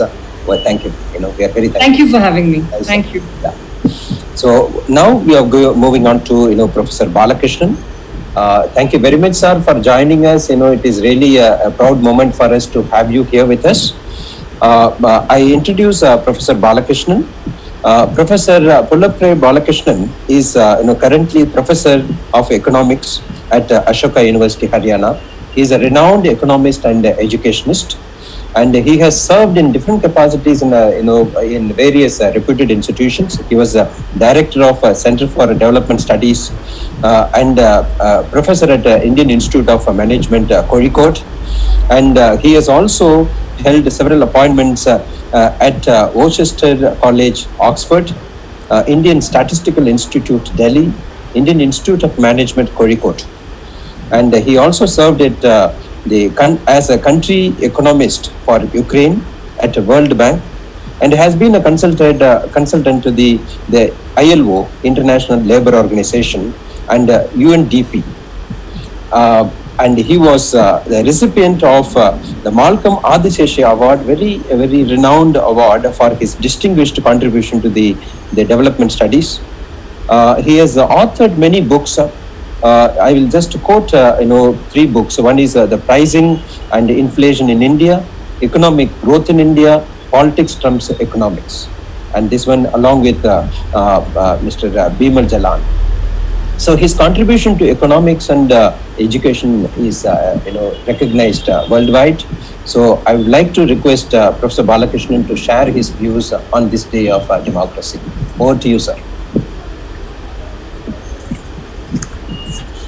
Thank you very much, Dr. Pushpkumar, and good afternoon to everybody present. I first want to thank the 3 organizations which have arranged this, the meeting, the webinar rather, the Capital Foundation, the Jayapal Reddy Foundation, and the Council for Green Revolution. I don't know any of these organizations, so I consider it a particular privilege that they've chosen to ask me to speak. Thank you very much indeed. I will be quite brief because I'm an economist and I can't really claim to have a great deal of understanding about democracy, at least in its theoretical version. So I will tend to speak largely about one aspect of democracy in India, which I believe has probably been ignored a little bit. which is broadly the condition of the population, in particular the material condition of the population, partly because that's really only what I'm competent to speak about, but partly also because I think it's extremely important and perhaps does not get as much importance as it should when we talk about democracy, at least in India.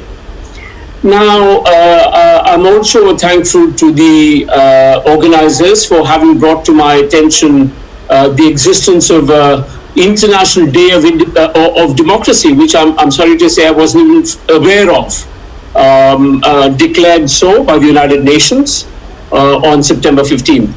Now, an entry on the website of the UN states that this occasion provides an opportunity to review the state of democracy in the world. So that, I think, is an extremely important thing to do.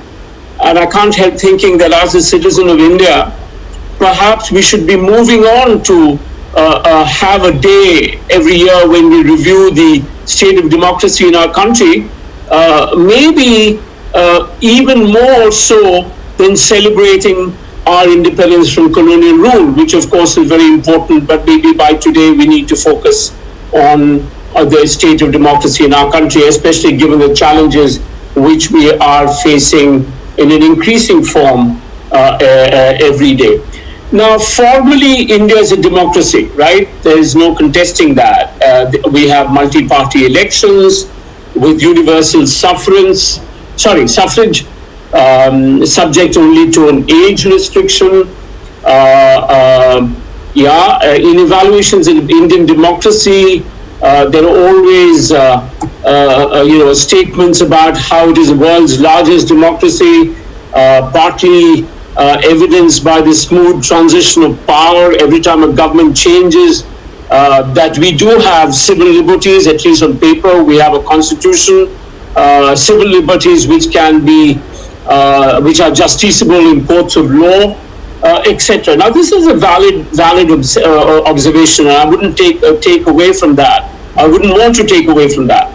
But I want to say that this is probably only a partial assessment. It's really in some ways akin to the fact, or to rather admiring a building for its architecture, rather than pausing to ask or to inquire how happy are the individuals or habitants of that building? I mean, how happy they are.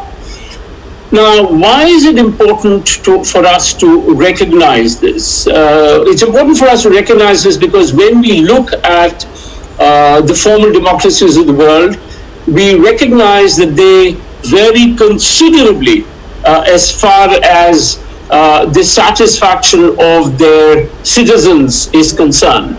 Now, the United Nations also has a very important index called the World Happiness Index, or the Happiness Index of countries. And this looks at about 150 countries, and it's kind of interesting that of the democracies of the world, or the democracies of the world, are ranged in different parts of the distribution. The top 10 most happy countries are countries in Western Europe. The United States barely manages to make it into the top 20, and India is quite distressing or disappointing anyway for us to realize makes it to rank 140 out of 156 countries. Now, why should we take the World Happiness Report of the United Nations seriously? We need to, even though it's not a perfect index, it is based on actual responses from people. So it's based on people's perceptions of many aspects of the things that matter to them in terms of their life, but also in terms of what they believe is the governance that they receive, in particular whether the governance that in their country is sensitive to their needs. So I think this is a very important thing. And by and large, this seems to not figure at all, i.e. people's perceptions of democracy does not find a place in much of the evaluation or most of the evaluations that we see undertaken these days. But this was not the case in the early days of the Republic. Two leaders of India who spoke a great deal about how people felt about governance and society were Jawaharlal Nehru and Sarvepalli Radhakrishnan. I will focus a little bit here, partly because of shortage of time, on only Nehru's viewpoint, which is expressed very, very clearly in his speech to the Constituent Assembly on 15th August 1947. And what are among the things that he said? He thought of the goal of independence and democracy was to create institutions in India that will allow every man and woman to lead a fulfilling life. Now that's absolutely important, and this seems to have not received any attention whatsoever in our evaluations of democracy in India.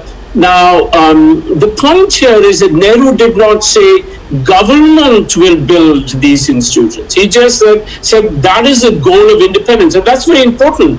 He was obviously very closely aware of the fact that democracy is not statism, right? It's not something which really privileges the government in some way or the state in some way. So basically, he believed, I believe, that people build the institutions that matter to them. And this is not really a pipe dream. I want to give three examples, historical examples, all of which took place in the United States in the 1960s, the late 1960s. You had a civil rights movements for black empowerment. You had a feminist movement for women's empowerment, and you had a sexual liberation movement. Part of which was for the empowerment of hitherto sexual minorities. So all of these movements are extremely potent in terms of their outcomes. It's also significant that these movements receive no support at all from the United States state or from the state in the United States. So these institutions, the institutions that came out of these movements were really built by individuals. Now, does this mean that the state has no role in building these institutions? No, that's not correct. And this is very relevant for India. States can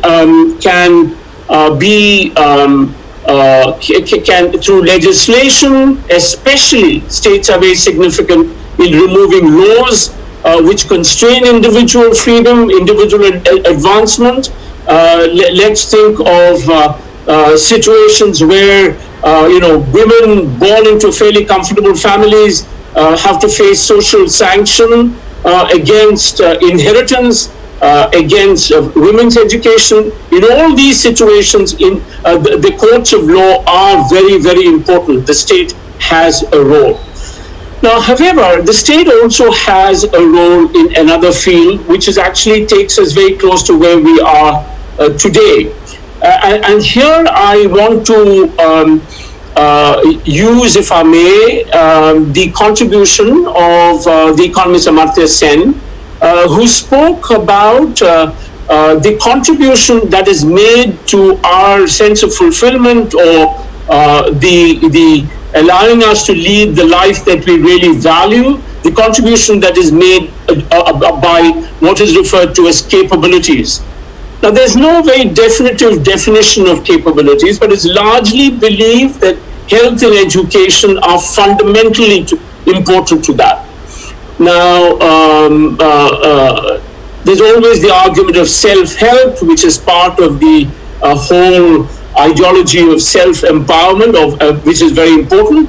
But it's also not very difficult to realize that actually the state has a very important role in creating these capabilities or endowing these individuals with these capabilities.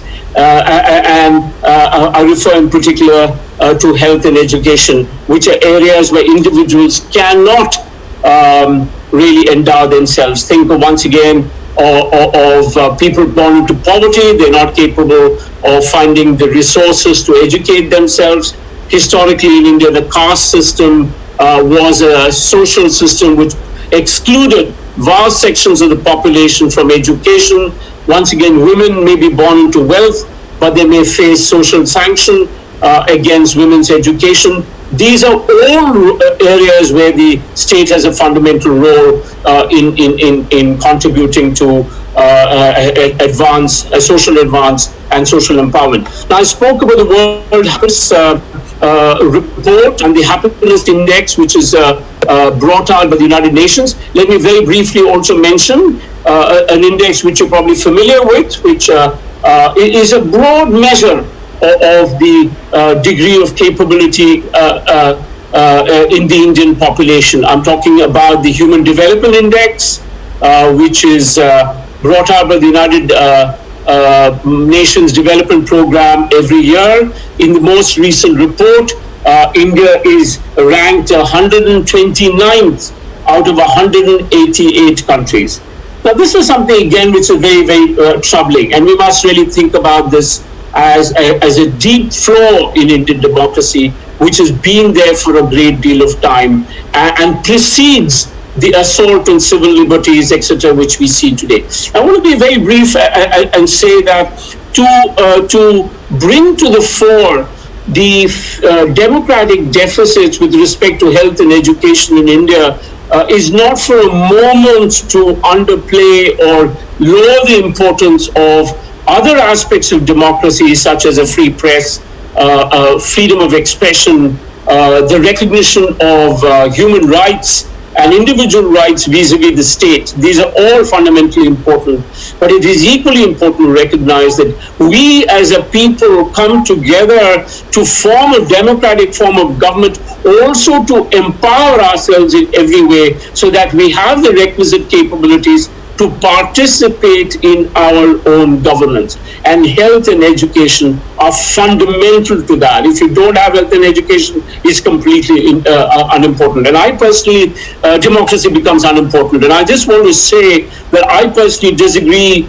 very strongly with the view that to recognize that health and education must figure very strongly in any evaluation of democracy, either the health and education or the population. I disagree with the view that this is to view democracy as purely instrumental. And democracy is really an end in itself. I don't think that's correct. Democracy also has goals, and one of those goals is to empower people to participate once again in their own governance. Now, you might think, or rather I'm aware that I may have spoken in slightly abstract terms, so let me come right away to where we are today. We are in the throes of an unprecedented critical moment in our lives in India, caused by the COVID-19 pandemic, and also contributed to very strongly by a highly inadequate response from the part of government. In this, of course, the central government has a major role, but I would, as one of the earlier speakers mentioned, also give a major role to state governments. Now, what are these two areas of failure as far as COVID-19 today is concerned? One is in the failure of the economic response of the government in terms of a necessary counter movement to the contraction of the economy in the form of what economists call a stimulus, has been very, very weak. The government has shown itself extremely reluctant to intervene. Why is this so? Whether it is because the government is purely ideological, it doesn't want to have a large role for government in the economy on ideological grounds, or is it because it is unaware, it does not have the technical competence? At the moment, I don't want to get into this issue, but whatever it is, the contraction in the Indian economy is quite significantly related, I would think, if you go by global evidence, to the fiscal stimulus, as economists call it, and as you would know, on the part of the government of India, which has been one of the weakest in the world. And naturally, India has had the biggest contraction among the major economies of the world. So that's the first. The other, of course, is not entirely a reflection of the inaction of the central government. The central government has a role. What we see here is really a neglect of something very fundamental in India, which is the public health infrastructure, or the health infrastructure funded from from public resources. Why do I say that? One of the interesting things is that while the lockdown has been fairly uniform in India, in the sense that at least for 10 weeks it was imposed across the country, the fatality or the resistance to COVID has varied very, very widely across the country. Now, I don't want to go into specific details and name states, etc. here, but it is significant that some of the richer states in India have seen very high mortality, and some of the not so rich states have seen lower mortality. And it's interesting enough, with such preliminary data that we have, we're able to relate this very closely to historical levels of spending on health in the states. The states, remember, or rather health, remember, is also a so-called state subject in the Indian Constitution, and that's probably partly what reflects this divergence. But having said that, I repeat,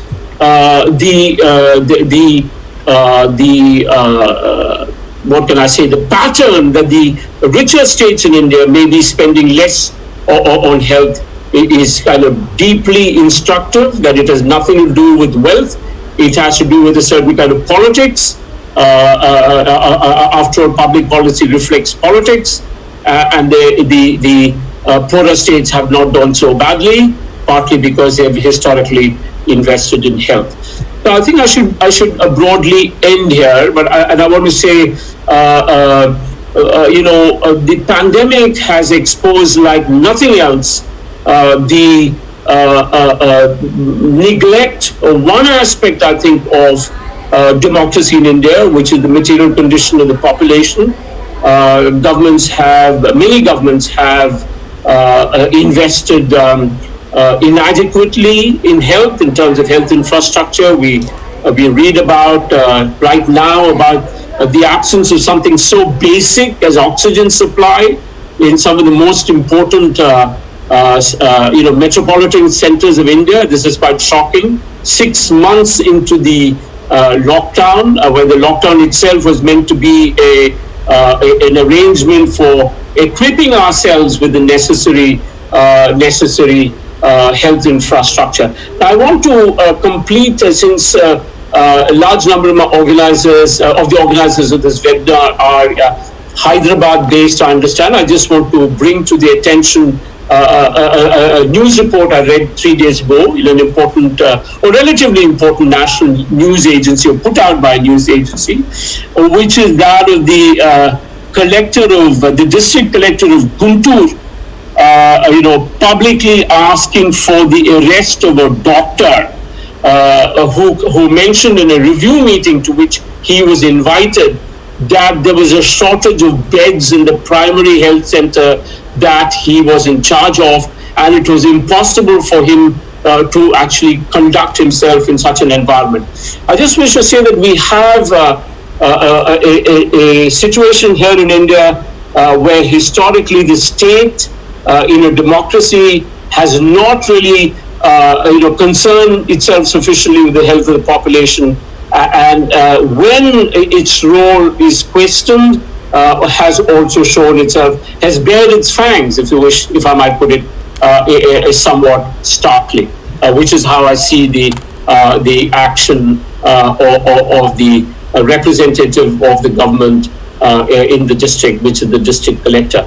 So I will conclude with this, and I would say that I can only hope that this pandemic will lead us to demand more of our democracy than we have.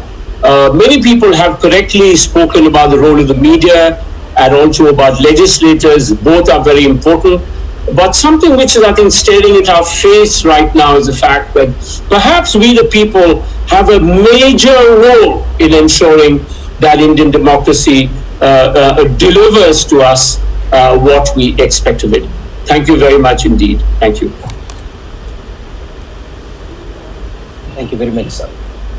Thank you very much for giving your very, very valuable thoughts, and you have really connected the issues in this pandemic time. That the democracy, we will need democracy more in these times, and we need to strengthen the values of democracy in the times to come. And you have very rightly connected the issues of health, education and public participation in this context. And you have also insisted the need of involving the central government and the state government, because it is the institutional structure also, and it should also percolate to the local grassroots level.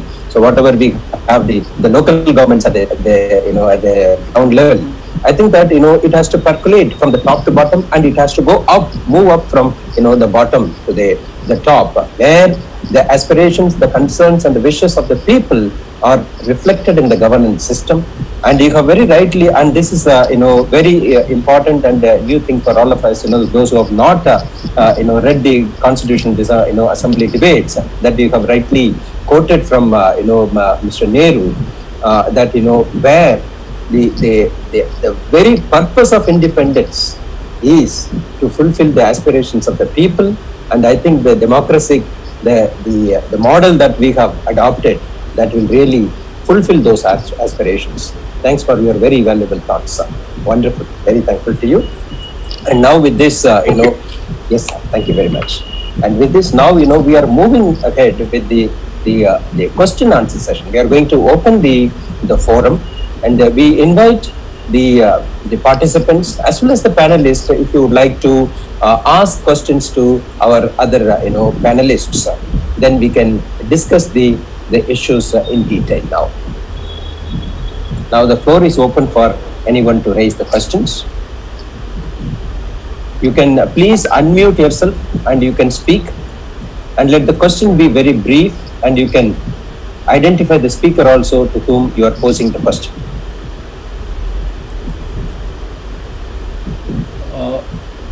Can I speak?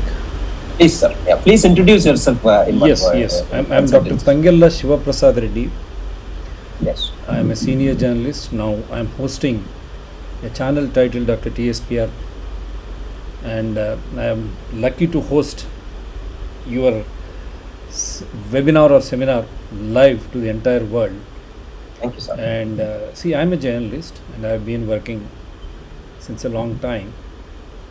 And my question to the other lawyer who participated, I just forgot her name. Dr. Manaka. Yes, Dr. Menaka. Or else even I want Mr. Dilip Reddy also to answer. He's a seasoned man. We consider him as a yardstick here in journalism, because he was a information commissioner also. Blaming the entire social media for all the ills. How can you? Because I run a channel now. I'm a journalist. I'm basically a doctor into journalism, and we go by ethical means, and we imbibe the spirit of Constitution. We invoke rule of law, and we invoke the Evidence Act also in all my shows. What they don't understand, when we are doing this, we have become a soft target of the regimes, right from top to bottom, central to state governments. And we are trying to bring out what is happening in the society, in the contemporary, all the contemporary happenings or times. So this social media is the only one which has come to the rescue of a common man in times of pandemic. Now this is going to be the lead of the day. That's what they have designated, even Westerners. They said this is a web world. Definitely. The other side of the coin is also, we have to understand. But why don't you understand the importance of the social media, and people like us, seasoned journalists who have been practicing since a long time, bringing all those issues into the public domain so that the governments act. Right, sir. Yeah, thank you very much. I think Mr. Dilip Reddy sir can answer the question, because the lawyer has left already. She came in between. Yes. Sir, I would like to present that issue in this way. As Shivkumar Reddy garu, Shivaprasad Reddy garu rightly mentioned, that we cannot ignore or we cannot defame a social media platform. But at the same time, as Advocate rightly mentioned, that there are no editors, there are no gatekeepers, there are no the people who takes accountability for the accuracy of the news. If that goes into the public domain, the powerful people will definitely use those social media platforms as the propaganda instruments. In that context, it is the conventional media's duty to become that whenever the fake news comes into the public domain, it has to be checked and it must be exposed, and accordingly the credibility of such social media platforms which occasionally and repeatedly popularizing that fake news into pushing into the public domain will lose the credibility, and some balance we will definitely gain over a period of time. Yeah, but definitely. Just one rider to this. Now, the conventional media links are the ones in the social media which have been causing all this, whether it is a Mumbai issue or the other issue. We are the ones here through this channel. We have seen to that only the basic issues which have evidence or which are public concern, we make people to speak. But it is the conventional media links which are destroying the ethics of social media. How do you look at this? Sir, I am not in a position to defend the entire conventional media as the right media. Right. But over a period of time, they also lost their tendency of investigating and searching for truth, and working for only truth, nothing beyond the truth. That tendency is slowly going down, but it is now the time for even conventional media. Either it is mutual dependence and interdependence, that social media sometimes picking certain news from the conventional media, and conventional media without even cross-checking, blindly taking the content from the social media. This is unhealthy for the larger interest of society. Everything must be with proper cross-checking and ascertaining the truth, and truth only should come into the public domain. That is my concern. Thank you, sir. I think Menka's point was, one is she has analyzed the strength of social media, but how social media is being used by mainstream parties in shaping and increasing the fault lines. Basically that's what her thrust has been. She mentioned how in America, white supremacism is being channeled through social media. So I think like any media, social media or mainstream media, conventional media, I think they are being used, though they are democratic tools. I think these tools have become again a tool for power mongering. I think that's the point I understood. Thank you, sir. Yeah, thank you. Can we go to the next question? Anyone would like to?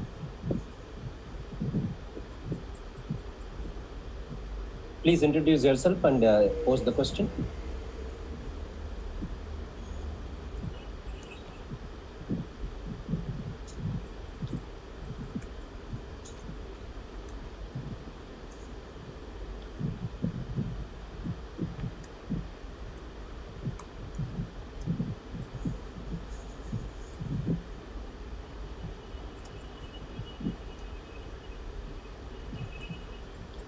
And any panelist would like to ask questions to other panelists? If there is no one, I have one. Yes, To sir. Professor Please go Purushottam ahead. Reddy garu. Yes. Because Narasimha Reddy has been part of our campaign. We have been trying to sustain truth as Dilip Reddy garu. But how difficult it to sustain truth, me and Narasimha Reddy garu, we are all very well aware. How a genuine issue also could not go into the public domain, but for the investments made by all those frontline political parties. They have different wings. They will try to nullify even the truth. Can I pose a question to Professor Purushottam Reddy garu? Is he? Yes, sir. Because he is my guru. Now in this is the day for democracy.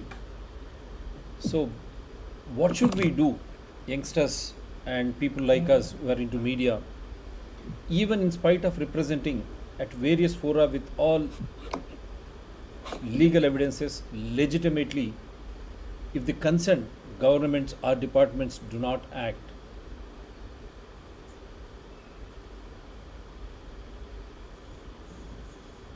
Please repeat. Sir, namaskaram. I'm thankful to you.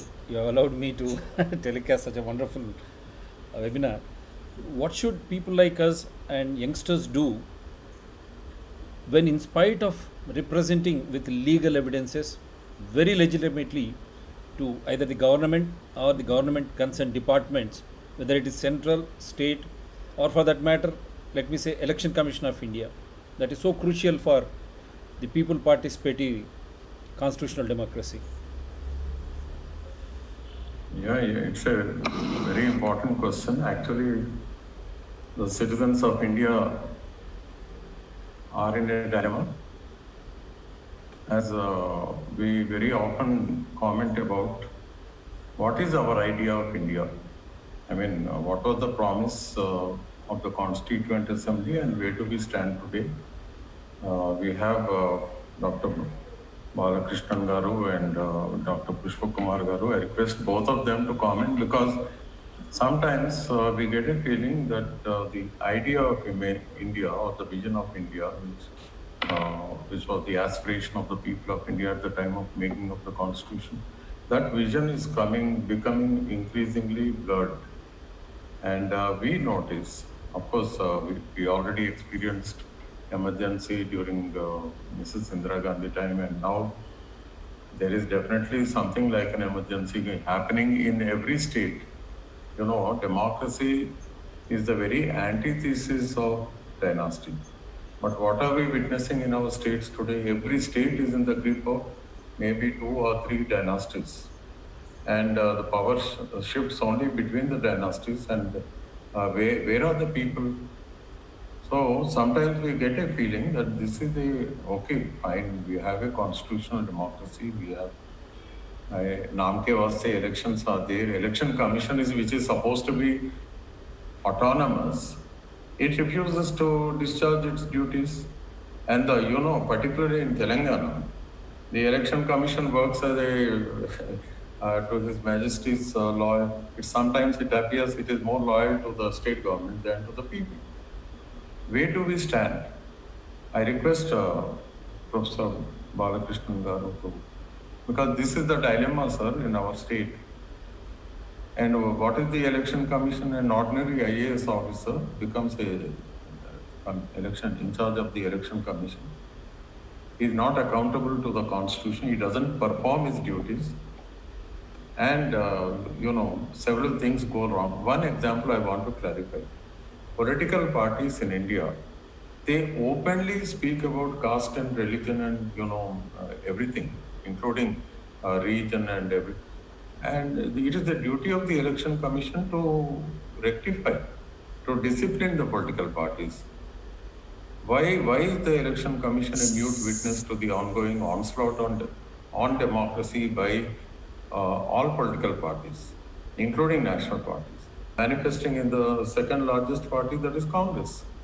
And at the regional level, it is horrible. Sometimes I get a feeling that India is in the grip of certain princely states in a different form. Please, I request Dr. Balakrishnan Garu to clarify. Sir, I really don't think I have the knowledge to answer this, but I want to start by saying how struck I am by the fact that in this audience, so many people before me, and now Professor Purushottam Reddy, have spoken about the state governments.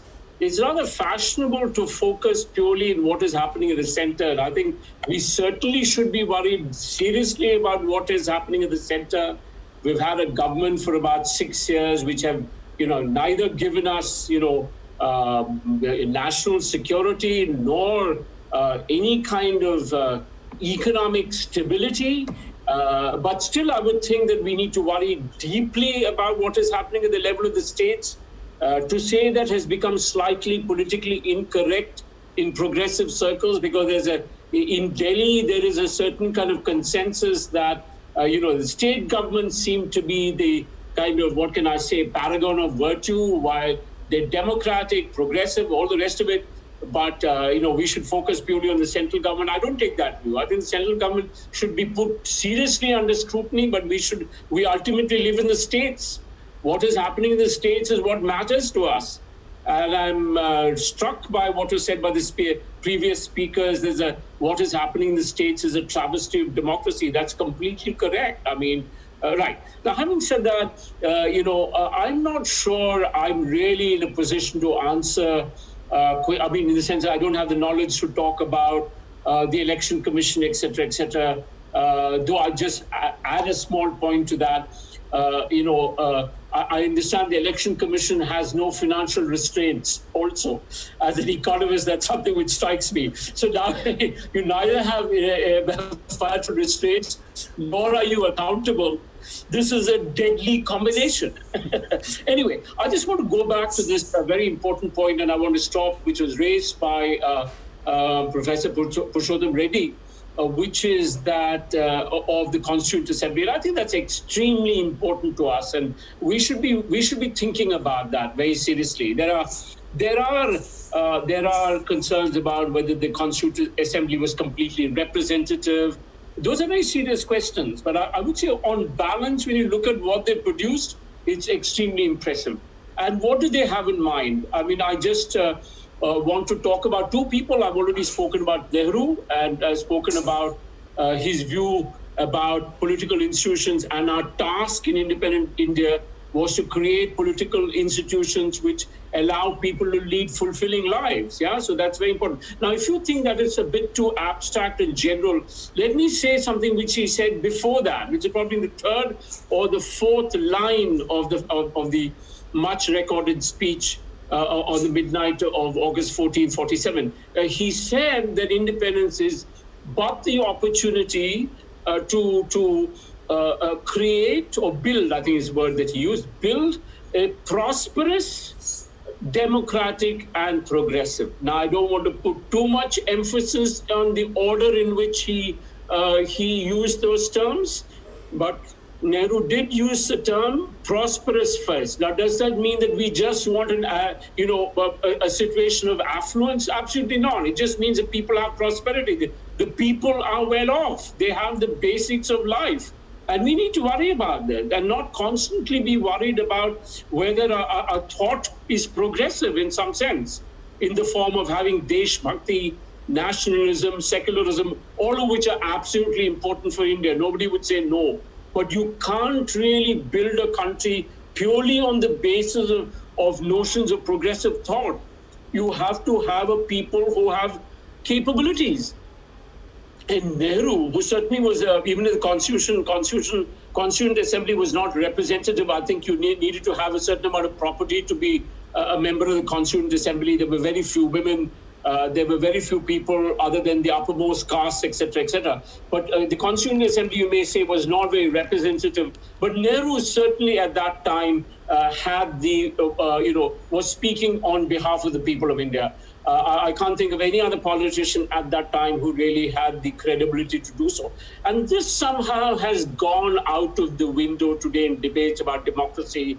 And the whole thing is about which party represents democracy more, etc. All of which is very important. We want our political parties to be democratic, but we should also be concerned about the condition of our people. And I do believe the Constituent Assembly did pay a lot of attention to that issue. Somewhere at the center and the states, that has seemed to have gone out of the window based on notions of today nationalism at the center, and for decades at the state about asmita, pride, etc., etc., etc. And we seem to have been diverted, in my view, from the whole point of the national movement. And I think Professor Reddy is correct to say that we should be drawn back to that question, which is perhaps even more important than discussing democracy in the abstract, which of course also needs to be done. Thank you very much. I've taken a little longer than I should. Thank you, sirs.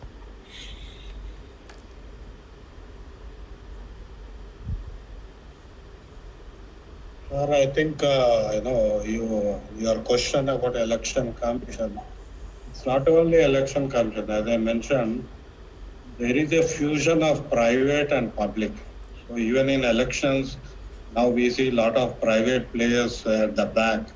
So whatever you see at the front is only a public election commission. I think so. In that sense, the competency of the statutory institutions headed by IAS officer in responding to the current level of democratic participation is completely low. So there we are bringing private players, and private players are, of course, they have their own profit-making motive.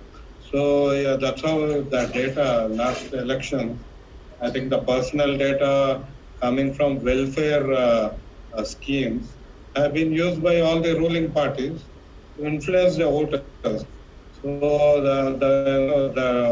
the conventional factors which you mentioned, caste and religion apart, there are new kind of factors which are brought in using the personal data. But where is the law? I think the interpretation of election regulation code is still, I think, 20 years old. So they are not yet looked into this aspect, even though there is evidence that in Andhra Pradesh elections and other elections, ruling parties are using personal data to influence the voters. So I think the competency is also a question, and increasingly, I think we should talk of multiple headed statutory institutions rather than a single person headed institution, because I mean that's where at least we will have some protection for democratic principles. Let me add a word. The ambiguity we see in these IAS officers, there in AP, the government is troubled. Here you see the government is very comfortable, the ruling party. The ambiguity in both the functioning of the IAS officers in both the states, that questions the independence. As Narsana rightly said, that not only misuse, abuse of public data by the political parties, very close to the polling date, one political party head who is sitting in the chair of chief minister, he openly said that when our party people wants to spend some money for electoral voters, the income tax people are coming and preventing. So that's why I molded these public programs to give you money straight away. 2,000 per head, 3,000 per head. I am giving this money to you by molding these programs as for your benefit at the time of elections. No election commission initiated any action against that politician. That's the ambiguity. Then what is the independence of the election commission under such pivotal institutions in democracy? That's the ambiguity we find in Telangana and Andhra Pradesh. That's what I'm bringing it to the notice of the well-known. If the constitutional people participatory democracy has to prevail, all these enticements which are against the spirit of the basic structure or the framework of our constitution, free and fair election, that has to go. How has it to be manned? As he rightly said, statutory should be not single IAS officer manning it. We need to have people in that body. But even if that also gets, then how can this democracy survive? Yes. Yeah, I think we should listen to Dr. Indrasena Reddy. Hi, good afternoon, everybody. In this subject, I'm not so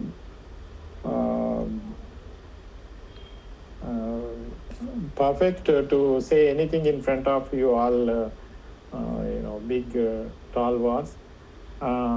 stalwart. But one thing, a couple of things I can certainly add is that earlier, first of all, we always, make statements, proudly that it is the biggest democratic, system in the world. It's good that we are happy and we always can claim.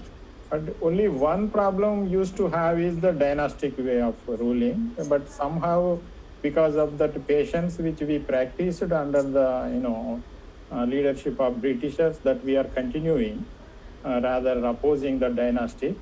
But in addition to that, when the dynastic politics are slowly fading up step by step, the power of in the financial power, the politics and the electoral system is influencing the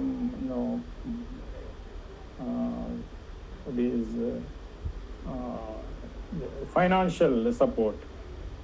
So with clubbing these electoral system is weakening, as somebody mentioned that phase-wise it is diluting, though we claim it as a, biggest democratic and the system, electoral system, but it is not really in practice, only on paper. Otherwise, it's not required to have an election polling for 2 months. No, we cannot conduct in a single day or even 2 days or 3 days in this country. Of course, it is the biggest country and the huge population that I understand. But the system is, we cannot claim that we have a perfect system. So that these things are combinedly is diluting our these democratic policies, democratic system, electoral democratic system. And I was afraid that at one day or other day in future, unless we realize and will work on this electoral politics, reducing the money power, and certainly then the southern states removing these dynastic policies, dynastic systems, then certainly we have in danger in future. That's what I would like to say. Very good. Sir, if I may add a point, I think Mr. Indrasena sir has highlighted one issue why this dynasty politics thrives in this country. One reason is that to enter into politics or to flourish in politics in the country, more than integrity or the talents or the education or the willingness to serve the people, more than any of these qualifications, the first qualification in the country seems to be money and muscle power. I think, as long as this is continuing, then the genuine, people who want to serve the country, who want to become, because, we have seen many leaders, they have come with their knowledge, they have come with their commitments. For example, Sir has, Professor Balakrishnan has, stated, named a few, the stalwarts at that time, who have served the country with the help of their knowledge and their commitments. Of Sarvapalli Radhakrishnan, one. He is a knowledge, epitome of knowledge, and how he has served the country. And people like Gandhiji, Nehru, all these people, they have not come with money only. They have come with the intellectual capabilities, the real willingness to work. And here, if you or I have this thing, we will not be having any place in politics. So I think, we have created, even though we have carefully adopted the democratic system, and the checks and balances are also created in the country. It is not that, we are not having safeguards. The constitutional framework has it. We have sufficient laws to have checks and balances. But unfortunately, the cultural and the social, the habits, as well as the institutions that we have built, that it leans in favor of the power and the money. And it is because of that, the voice is also not being raised against that. And the dynasties, because of their power, they get away with that. I think, this is one aspect that, we need to look at how the individuals and the people, they realize this point and they become the major voice to restructure the whole democratic setup. I think, because, now I see silver lines here and there, individual organizations, people come forward to create this awareness, engage the people, and get into the participatory movements. So one example I see that, Harsh has, how he has, aligned the people from different, corners of the country in EIA, and the good work done by the Green Foundation here, how you are, dealing with that. So like that, the non-governmental organizations and the people have to come up. They should first understand, create understanding among the people, and then engage into the politics. And that is where, you can change the dynastic rule. Otherwise, it won't be possible, because, it is there, it is going to stay there. And moreover, I feel as a teacher, I feel that, when we grew up, we used to see lots of, role models. The same election commission problem that you are raising, sir, it is very true. But, we used to see people like, Mr. T.N. Session, such an integrity he used to hold, and no one could, dare to say anything against him because of the integrity and because of the commitment. And he used the power. Legally, he used the power. And And also in the press, in the context of the press, as we have discussed now, that the press being leaning towards the corporates, and the press being leaning towards the government, and the independent voice is lost now in most of the channels that we watch, or most of the newspapers or the magazines we read. We don't really have that independent voices. I could see that when I was a student, I could see the stalwarts like Goenka. See, where are such independent voices we have? Where are those role models? I think we need to inspire the youth now to create such the independent, courageous role models to reconstruct the country. The values are already there, the structures are already there. What we lack is that the wherewithals. How we are going to refuel the system to reconstruct the whole the democratic system that we have visualized. We are now having the skeleton only. So, but inside it is hollow. So how we are going to stuff it up with good stuff and values? That's what is the major challenge as a teacher I see, sir. So Jaypal Reddy only himself. one minute I'll take. Yes, I sir. wish to thank Pushpa Kumar Garu Yes. for his time and the way he conducted the proceedings. Thank you very much, sir. Yes. And also Dr. Shiva Prasad Reddy, because through his channel, we are able to reach millions worldwide. Thank you very much, Shiva. Your contribution to democracy is acknowledged. And our young Harsh Bedi, as an environmental activist, I would like to be in touch with you. We'll have further discussion on EIA. My friend Dr. Narasimha Reddy, we are all there for this subject of environment. And in future, we'll work with you. And Sir Balakrishnan Garu. Sir, I have one, not a question, but my concern, Dr. Pushpa Kumar. Yes, sir. Recently, I was here, US, and we have a small conference. Video conferences are going on regarding on several issues. Mm-hmm. Repeatedly, I heard very recently the kind of implementation, or rather, I should say that the growing of these different departments, or for example, in media and economical situation, other things and all,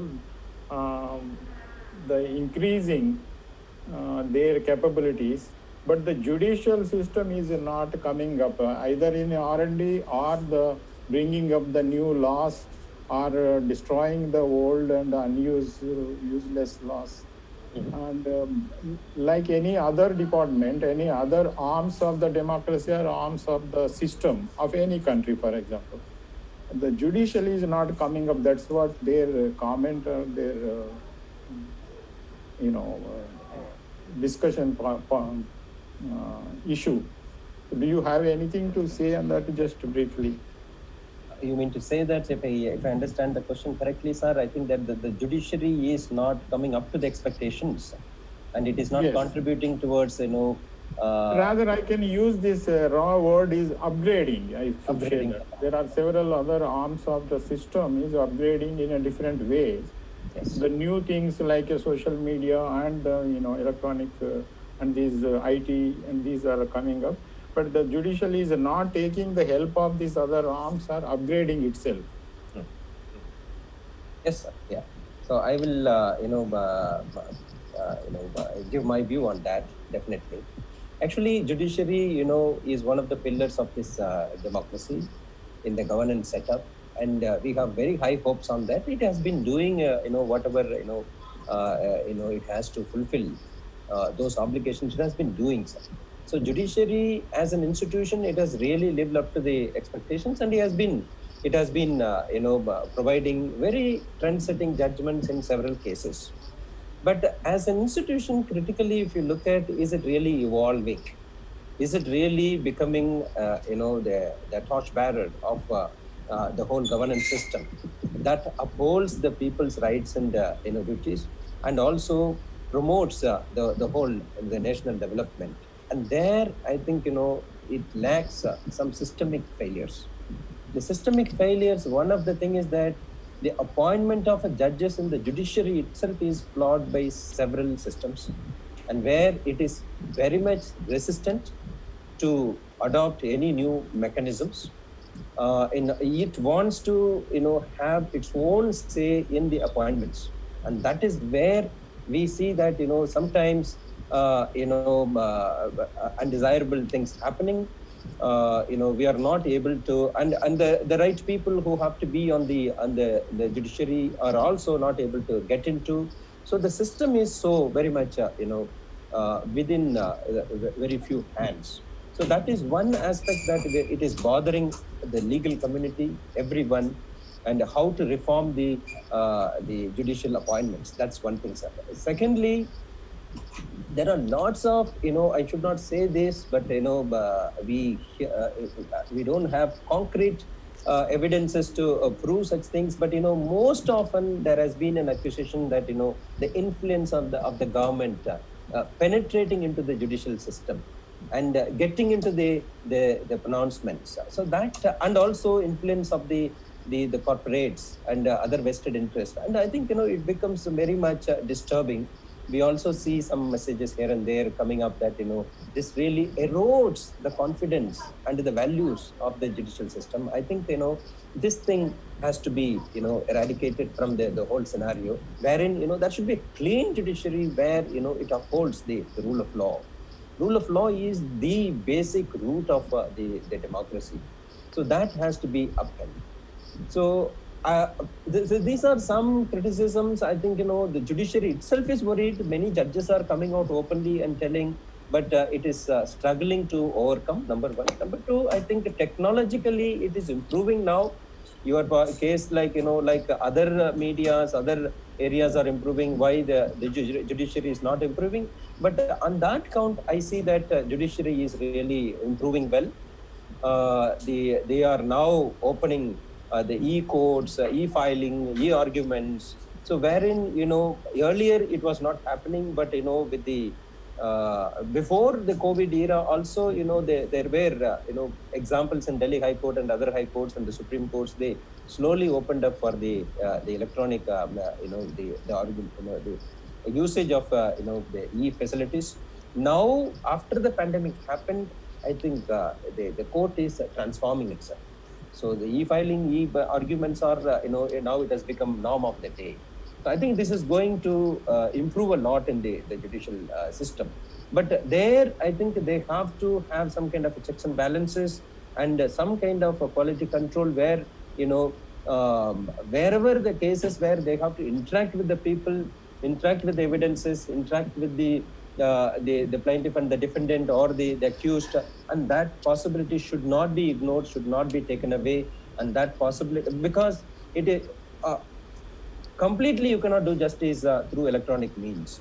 So only when you look at the people, the empathy and sympathy also makes a way for providing good justice. I remember Justice V.R. Krishna here, how he has delivered judgments. It's not only in the black letter law, and he looks at the human face, and he looks at the needs of the people, and he delivered the judgments, to their, needs. And that's where all his judgments are time tested now.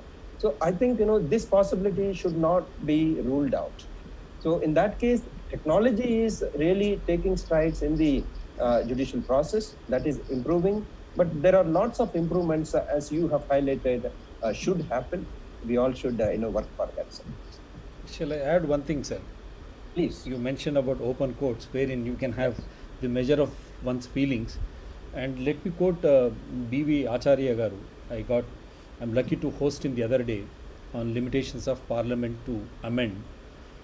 When you bring the basic structure or framework of Constitution into play and you uphold the Shivananda Bharti or whatever it is, when such is the case, he said, even why not judiciary should be under scrutiny of the same basic structure. He said the 99th Amendment, as you rightly said, Judicial Appointment Committee, which is still on hold, that should be the one which should reform. That's what he was saying.